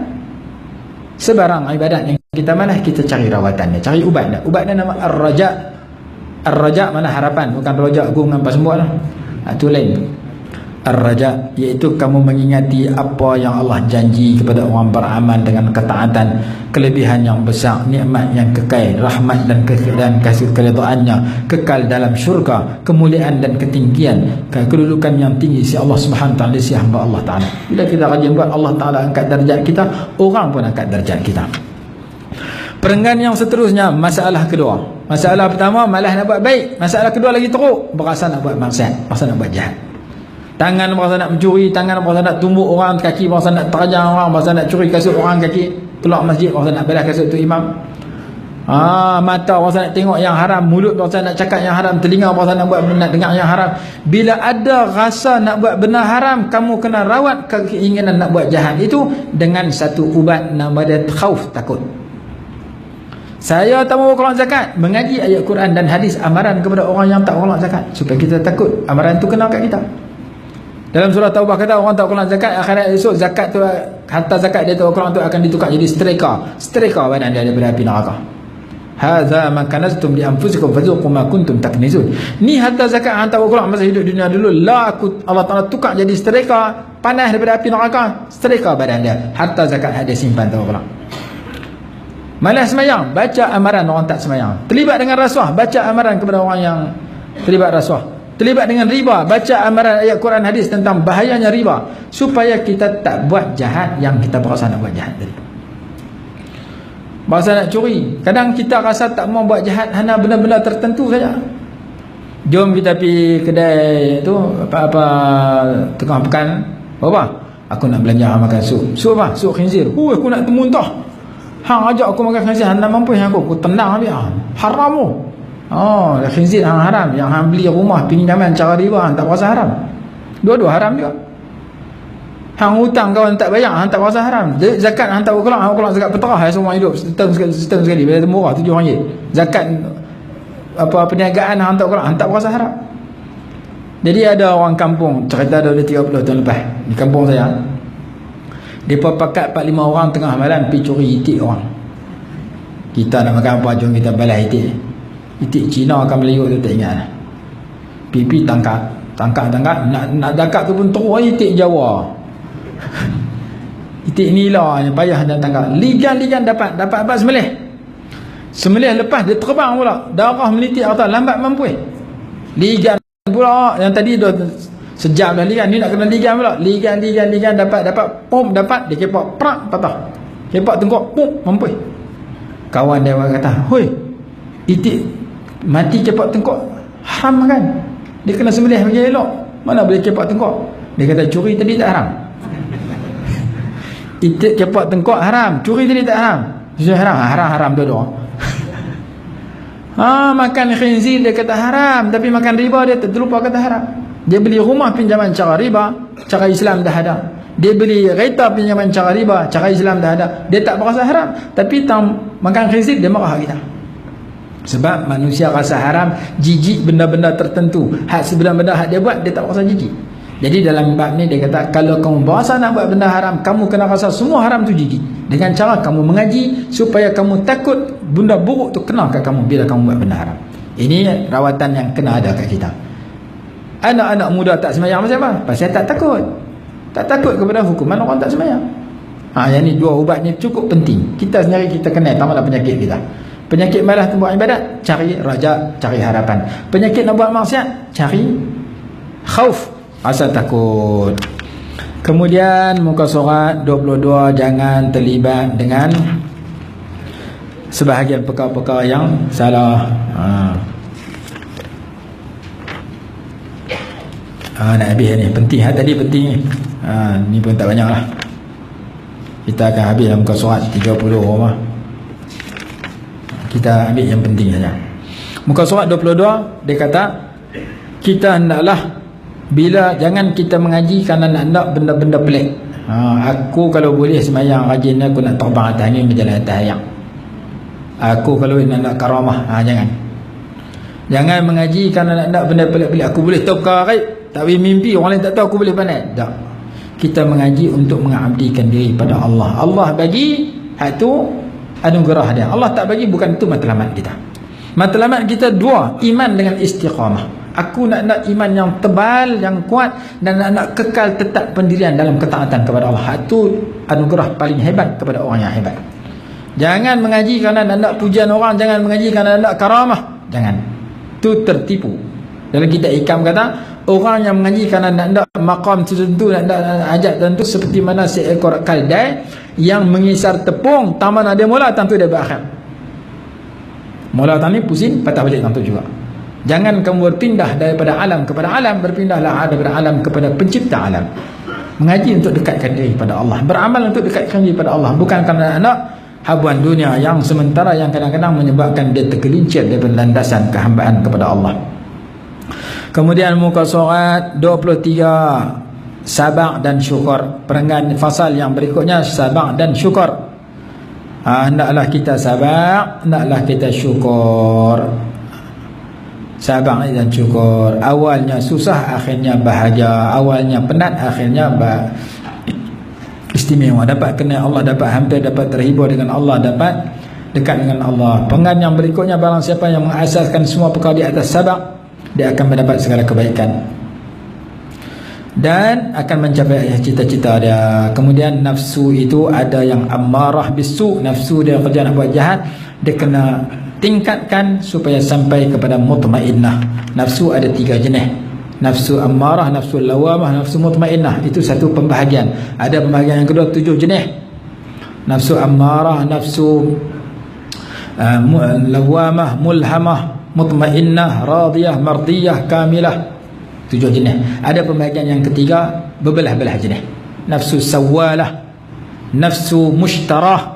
Banyak pembahagian yang lain lagi disebutkan dalam kitab tasawuf, antaranya kitab Syarah Ihya Ulumuddin Ittihaf Sadatul Muttaqin, muka surat 24. Kalau kamu berasa nak buat jahat, kamu kena latih supaya sampai peringkat azimatul raghbah, keinginan apa yang ada sisi Allah, sehingga dia menjadi mutmainnah, yang menyuruh kepada kebaikan, yang merasa lazat dalam melakukan kebaikan, merasa terhibur dengan kebaikan, melarang daripada kejahatan dan jauh daripada kejahatan. Orang yang ada nafsu mutmainnah, maka dia akan suka dalam ketaatan, nikmat dalam ketaatan, tenang dalam ketaatan, jauh daripada maksiat. Itu dipenuhi dengan mujahadah tawilah. Panggan muka surat 24, panggan yang sebelum akhir, dengan mujahadah yang berterusan dan inayah daripada Allah Subhanahu Wa Taala. Panggan yang terakhir, sabar daripada maksiat. Sabar ni ada 3 jenis, daripada buat maksiat, dalam buat ketaatan, dan daripada musibah. Sabar daripada melakukan maksiat, sabar dalam melakukan ketaatan, sabar ketika tiba musibah. Muka surat 25. Dalil ayat Quran suruh kita bersabar. 1, 2, 3, 4 boleh baca sendiri. Muka surat 25, perenggan yang terakhir, pasal yang terakhir. Kadang-kadang murid itu diuji dengan fakir dan faqah dan kesempitan hidup, maka dia bersyukur kepada Allah kerana kesempitan dunia ini adalah musuh Allah. Dan orang yang dapat kesempitan hidup tapi dia jadi orang baik, dia mengikut para nabi dan para wali Allah. Muka surat 26. Para nabi susah. Nabi Muhammad SAW ikat batu di perut kerana lapar, kadang 2 bulan atau lebih tidak menyala dapur. Yang ada hanya yang dimakan hanya dah buah kurma dengan air sejuk. Tetamu mai tak tahu nak bagi apa, hantar kepada 9 orang isteri, 9 rumah isteri baginda, tak ada makanan nak diberi kepada tetamu. Ketika baginda wafat, baju besi baginda digadai kepada seorang Yahudi kerana dapat gandum untuk dimakan. Rasulullah adalah orang susah, tapi baginda adalah orang yang paling hampir kepada Allah. Kita susah tapi kita hampir pada Allah. Susah yang bagus daripada kaya lupa kepada Allah Ta'ala. Hendaklah seorang murid itu, tujuan dia, semangat dia untuk mendapat dunia yang sekadar untuk memenuhi keperluan dia, tutup aurat dia, untuk makan yang halal, dan jauhilah racun yang membunuh, iaitu cinta, rindu kepada nikmat dunia, dan hanya untuk bersenang-lenang dengan dunia semata-mata. Kerana segala nikmat yang kita dapat akan disoal, akan dihisab di hadapan Allah. Dapat cara halal ataupun haram, guna cara halal ataupun haram. Muka surat 27. Boleh baca sendirilah. Dunia ini penjara orang mukmin, syurga kepada orang kafir. Perenggan yang terakhir, rezeki ditentukan, ada yang dibahagikan. Selesai yang tu boleh baca sendiri. Muka surat 28. Hendaklah kita sabar dan redha dan qanaah dengan apa yang Allah berikan kepada kita, dan hendaklah kita guna apa yang Allah bagi untuk menguatkan ketakwaan kepada Allah Ta'ala. Dan perenggan yang terakhir, seorang murid tidak akan lurus hatinya, tidak akan selamat agamanya, melainkan dengan terpisah daripada harta dan daripada sebab-sebabnya. Dan sekiranya dia ada isteri dan anak-anak yang dia wajib bagi nafkah, hendaklah dia berusaha untuk bekerja bagi memberi nafkah kepada anak isterinya. Muka surat 29. Hendaklah kamu mengetahui bahawa masa kekal kamu di dunia adalah hari-hari yang sedikit. Kamu akan mati dalam masa yang hampir. Maka letakkan ajal kamu di hadapan kamu dan bersedialah kamu untuk mati, dan kamu kena bersedia kepada mati, kedatangan mati itu setiap waktu, setiap saat tunggu datangnya malaikat maut. Jangan kamu memanjangkan angan-angan, sesungguhnya ia akan membawa kepada cinta kepada dunia dan menyebabkan kamu berat nak buat ibadat dan taat dan payah nak buat ibadat. Kalau kamu duk pandang angan, lambat je aku nak mati, lambat je aku nak mati. Tapi kalau kita boleh berasa bila-bila kita boleh mati, kita sedia dengan ibadat yang banyak. Itu pesanan dia dalam panggan tersebut. Muka surat 29, perenggan yang terakhir, dia kata, kadang-kadang kamu disakiti oleh makhluk, dicerca oleh makhluk, hendaklah kamu sabar. Kalau boleh jangan balas, bersihkan hatimu daripada hasad dengki. Kalau orang menyakiti kamu, jangan kamu kalau orang menyakiti kamu, sabar di atas kesalahan, kesakitan yang orang buat pada kamu. Lebih baik kamu maafkan dia dan berdoa kebaikan kepadanya. Ini tahap yang tinggi. Orang buat jahat kat kita, kita buat baik kat dia. Ini tahap yang tinggi. Seorang tentera dia pukul seorang wali Allah, dia jumpa kawan tu buat salah sikit kot, dia katok muak-muak kat kawan tu, dia pi. Lepas tu orang pihak ada, hang katok tadi tok guru tu, tok wali tu, bukan orang biasa. Dia ketak, askar tu ketak, takut. Dia pergi cari tok guru tu, dia minta maaf. Saya minta maaf lah, saya katok tok guru, saya tak tahu tadi berapa kali dia katok atau. Tok guru tu kata, setiap kali hang katok aku maafkan kesalahan hang dan aku doa kebaikan kepada hang, kerana kerana hang katok aku tu menyebabkan aku dapat pahala, aku dapat syurga. Aku tak mau aku menjadi hang penyebab hang dapat dosa dan dapat neraka. Hang katok aku puak, aku dapat pahala, aku kena naya, aku dapat pahala, aku boleh masuk syurga dengan pukulan yang hang buat. Hang menyebab aku dapat pahala, takkan aku nak jadi penyebab hang dapat neraka, dapat dosa. Itu tahap tinggi. Tahap kita dia katok itu sekali, kita terajang 10 kali. Ni dia kata, kalau kamu disakiti, kamu sabar, tak sah lawan, berarti kamu dapat pahala. Orang buat jahat kita diberi 3 pilihan. Yang pertama, kita balas balik, itu pangkat private. Faman i'tada 'alaikum fa'tadu 'alaihi bimithli ma 'atada 'alaikum. Orang buat melampau ke atas kamu, kamu balas balik.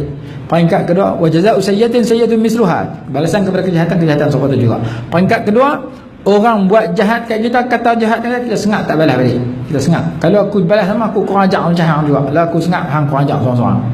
Itu yang kedua. Imam Syafi'i kata, idza nataqa sabihun fa khairu ijabatin lahu sukutu. Apabila orang kurang ajak cakap dengan kita, sebaik-baik jawapan ialah berdiam diri. Hak ketiga paling hebat, paling tinggi. Bila orang bagi tak elok kat kita, kita bagi yang elok. Dia kata buruk, kita bagi kata-kata yang selamat, yang elok. Wa idza khatabahumul jahiluna qalu salama. Bila orang kurang ajak buat cakap dengan kurang ajak, mereka membalas kata-kata yang baik. Inilah Nabi SAW lakukan ketika pembukaan kota Mekah. Idhabu fa antum mutlaqa. Pergilah, aku bebaskan kamu. Sedangkan semua tu menyakiti Rasulullah sebelum Rasulullah berpindah ke Madinah. Tapi bila Rasulullah berkuasa boleh balas dendam, Rasulullah bebaskan mereka, balas kejahatan mereka dengan pembebasan. Itu akhlak yang mulia.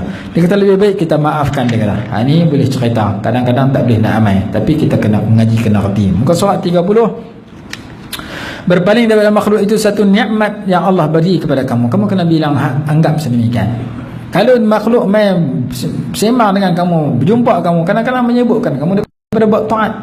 Tapi kalau kamu diuji, mereka aja main pada kamu, puji kamu dan sebagainya, maka jangan sampai kamu terfitnah dengan apa yang mereka lakukan. Sebaliknya kamu bersyukur kepada Allah kerana menutup keaiban-keaiban kamu, sehingga mereka tak nampak, sehingga daripada puji kamu.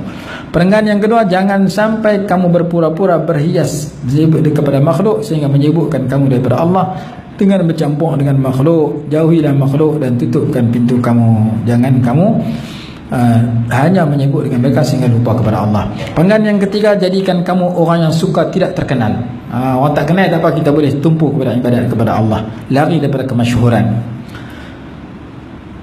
Perenggan yang terakhir, tidak jujur seorang yang hamba yang cinta supaya dikenali orang lain. Ini dibicara dalam kitab Hikam tentang kelebihan khumul. Perenggan muka surat 31. Berapa lain nak habis? Kita nak ambil yang penting-penting saja. Ni 9.30 lah. Kalau boleh banyak lama-lama hilang terus. 40 tak banyak lah. Lagi 10 muka, lagi 5 lain. Kita nak ambil isi saja. Pasal seterusnya, hendaklah kamu berusaha supaya membersihkan hatimu daripada takut kepada makhluk, daripada tamak kepada apa yang ada pada makhluk. Itu akan menyebabkan kamu diam, tak boleh bercakap benar. Kamu jadi orang yang wa ampu sana wa ampu sini. Pasal nak makhluk punya pasal, akhirnya diam, tak boleh tegur apa yang kamu nampak salah. Sekiranya seseorang, perenggan yang berikutnya, sekiranya saudara muslimin memberikan kepada kamu ma'ruf dengan cara yang baik, ambillah.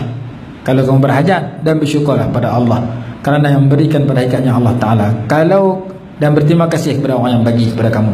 Jika kamu tak ada hajat, maka kamu tengok. Kalau lebih sesuai kamu ambil. Tak sesuai kamu bagi kepada orang lain. Kamu tolak dengan cara lemah lembut, atau kamu ambil bagi kepada orang lain. Itu kalau kamu menerima pemberian seseorang. Jangan kamu menolak kerana nak kemasyhuran. Jangan kamu ambil kerana nak kemasyhuran. Muka surat 32.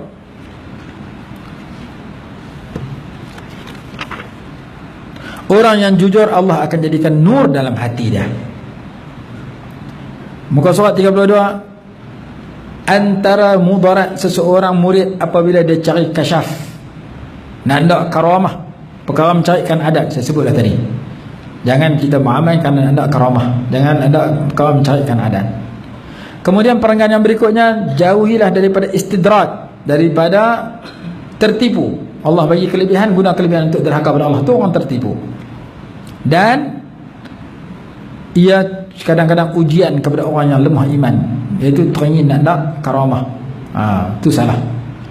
Yang kita nak apa dia? Kita nak istiqamah. Bukan karamah semata-mata, tetapi istiqamah, iman dan istiqamah. Itu anugerah yang paling istimewa. Muka surat 33. Apa dia istiqamah? Baris yang ketiga, melaksanakan, menjalankan perintah Allah dan menjadi dengan Allah zahir dan batin. Hak ni yang kita kena cari siang dan malam. Aku nak jadi orang yang beriman dan beristiqamah, melaksanakan perintah Allah, menjadi dengan Allah zahir dan batin. Hak tu anugerah paling berharga yang Allah bagi kepada orang yang berharga. Kalau duduk dalam tu memang istimewa. Hak tu cukup istimewa, iaitu istiqamah dalam kebaikan. Perenggan yang terakhir, pasal berikutnya, baik sangka dengan Allah, jangan buruk sangka dengan Allah. Kemudian muka surat 34, cerita bab rezeki. Perenggan yang ketiga, ketahuilah sesungguhnya tidak menjadi masalah jika engkau bergerak mencari rezeki selama melakukannya dengan syarat yang dibolehkan oleh syariat. Boleh cara kerja, tapi jangan buat benda haram ketika kerja. Kerja yang halal, jangan duk hidak yang ketum. Itu tak boleh. Cari kerja yang halal. Menunjuk kepada rosaknya hati. Termasuk tanda rosaknya hati apabila seseorang itu mengambil berat dengan apa yang dihajatkan pada waktu lam yakhud min al-'an sekali qala, pada masa yang belum terjadi. Berhajat, dia duk ambil berat dengan benda yang tak terjadi lagi. Bab semayang hari-hari buat, wuduk hari-hari dia ambil wuduk. Bab semayang dia tak erti, bab wuduk dia tak erti, dia duk pulun bab haji tak tahu bila nak pergi. Haji bila sampai masa dah baru kita wajib pergi. Kita duk belajar bab haji, bab semayang tak belajar, salah. Belajar dua-dua bagus, tapi semayang lebih penting kerana semayang duk buat hari-hari. Jangan kita duk pulun ilmu yang akan datang, tak tahu bila nak buat, halah kita tak ambil berat. Itu salah.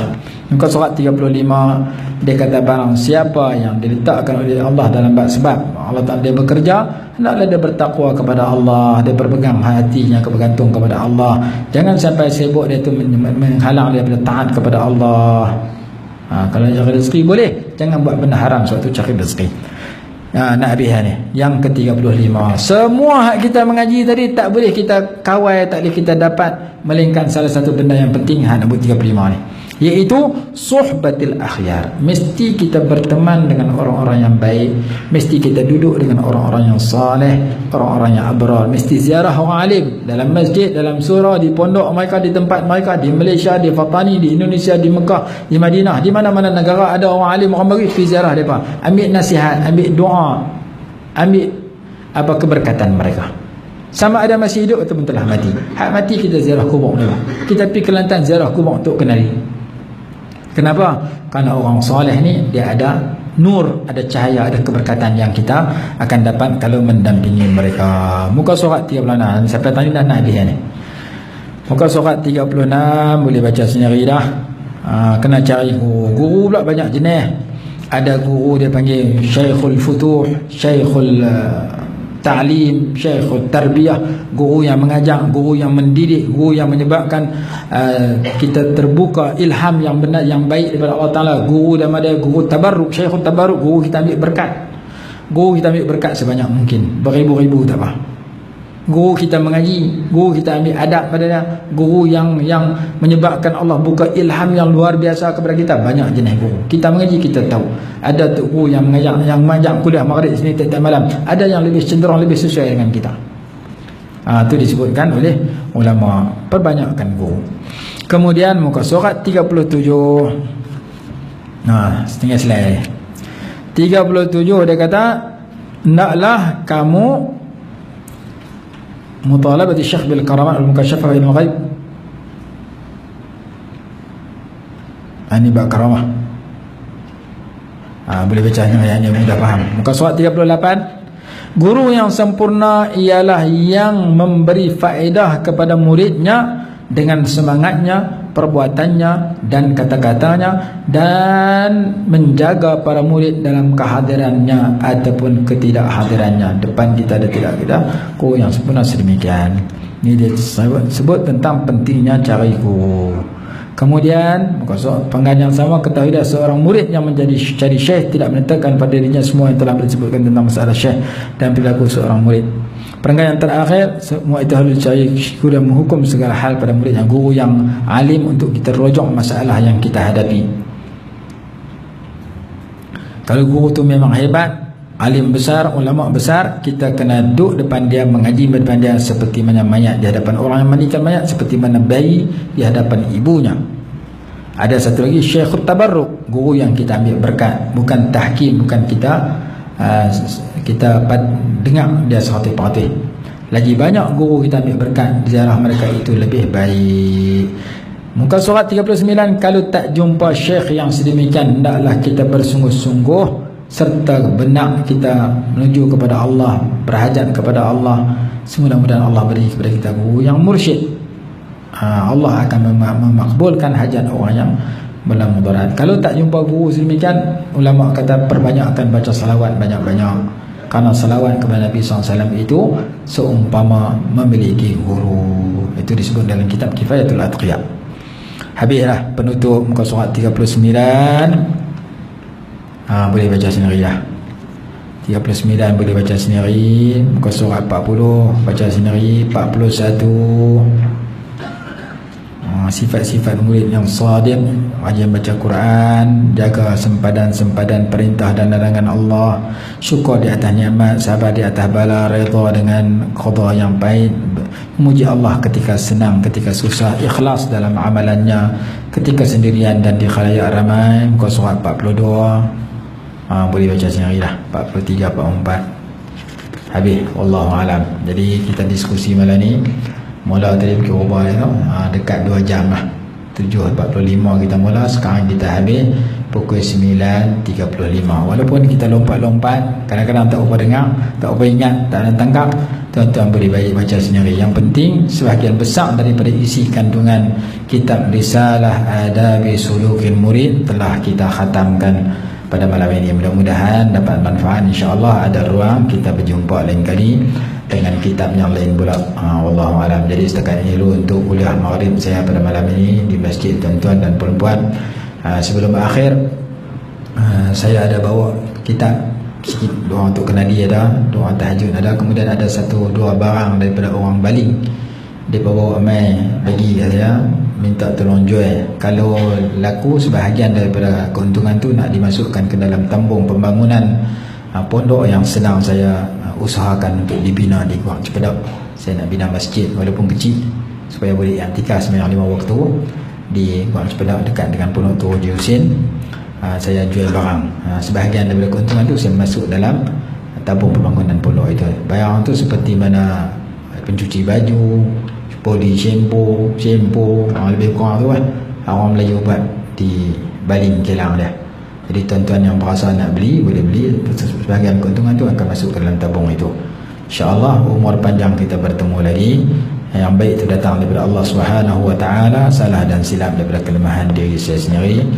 Mudah-mudahan kitab yang kita baca ni boleh kita jadi rujukan dari semasa ke semasa, dan dia adalah kitab yang ringkas tapi isinya agak padat dan bagus untuk kita pelajari. Kami duduk di Mesir dulu, kami mengaji kitab Risalah Muawanah Nasaih Diniyah, termasuk kitab ni, yang pengarang kitab ni Imam Abdullah Haddad. Dia orang buta tapi karangan dia banyak. Mata dia buta tapi hati dia terang. Dia karang kitab banyak, Imam Abdullah Haddad. Dan saya suatu pergi Yaman, saya pergi ziarah kubur dia di Tarim, tempat banyak ulama-ulama di sana. Jadi insya-Allah umur panjang kita bertemu lagi.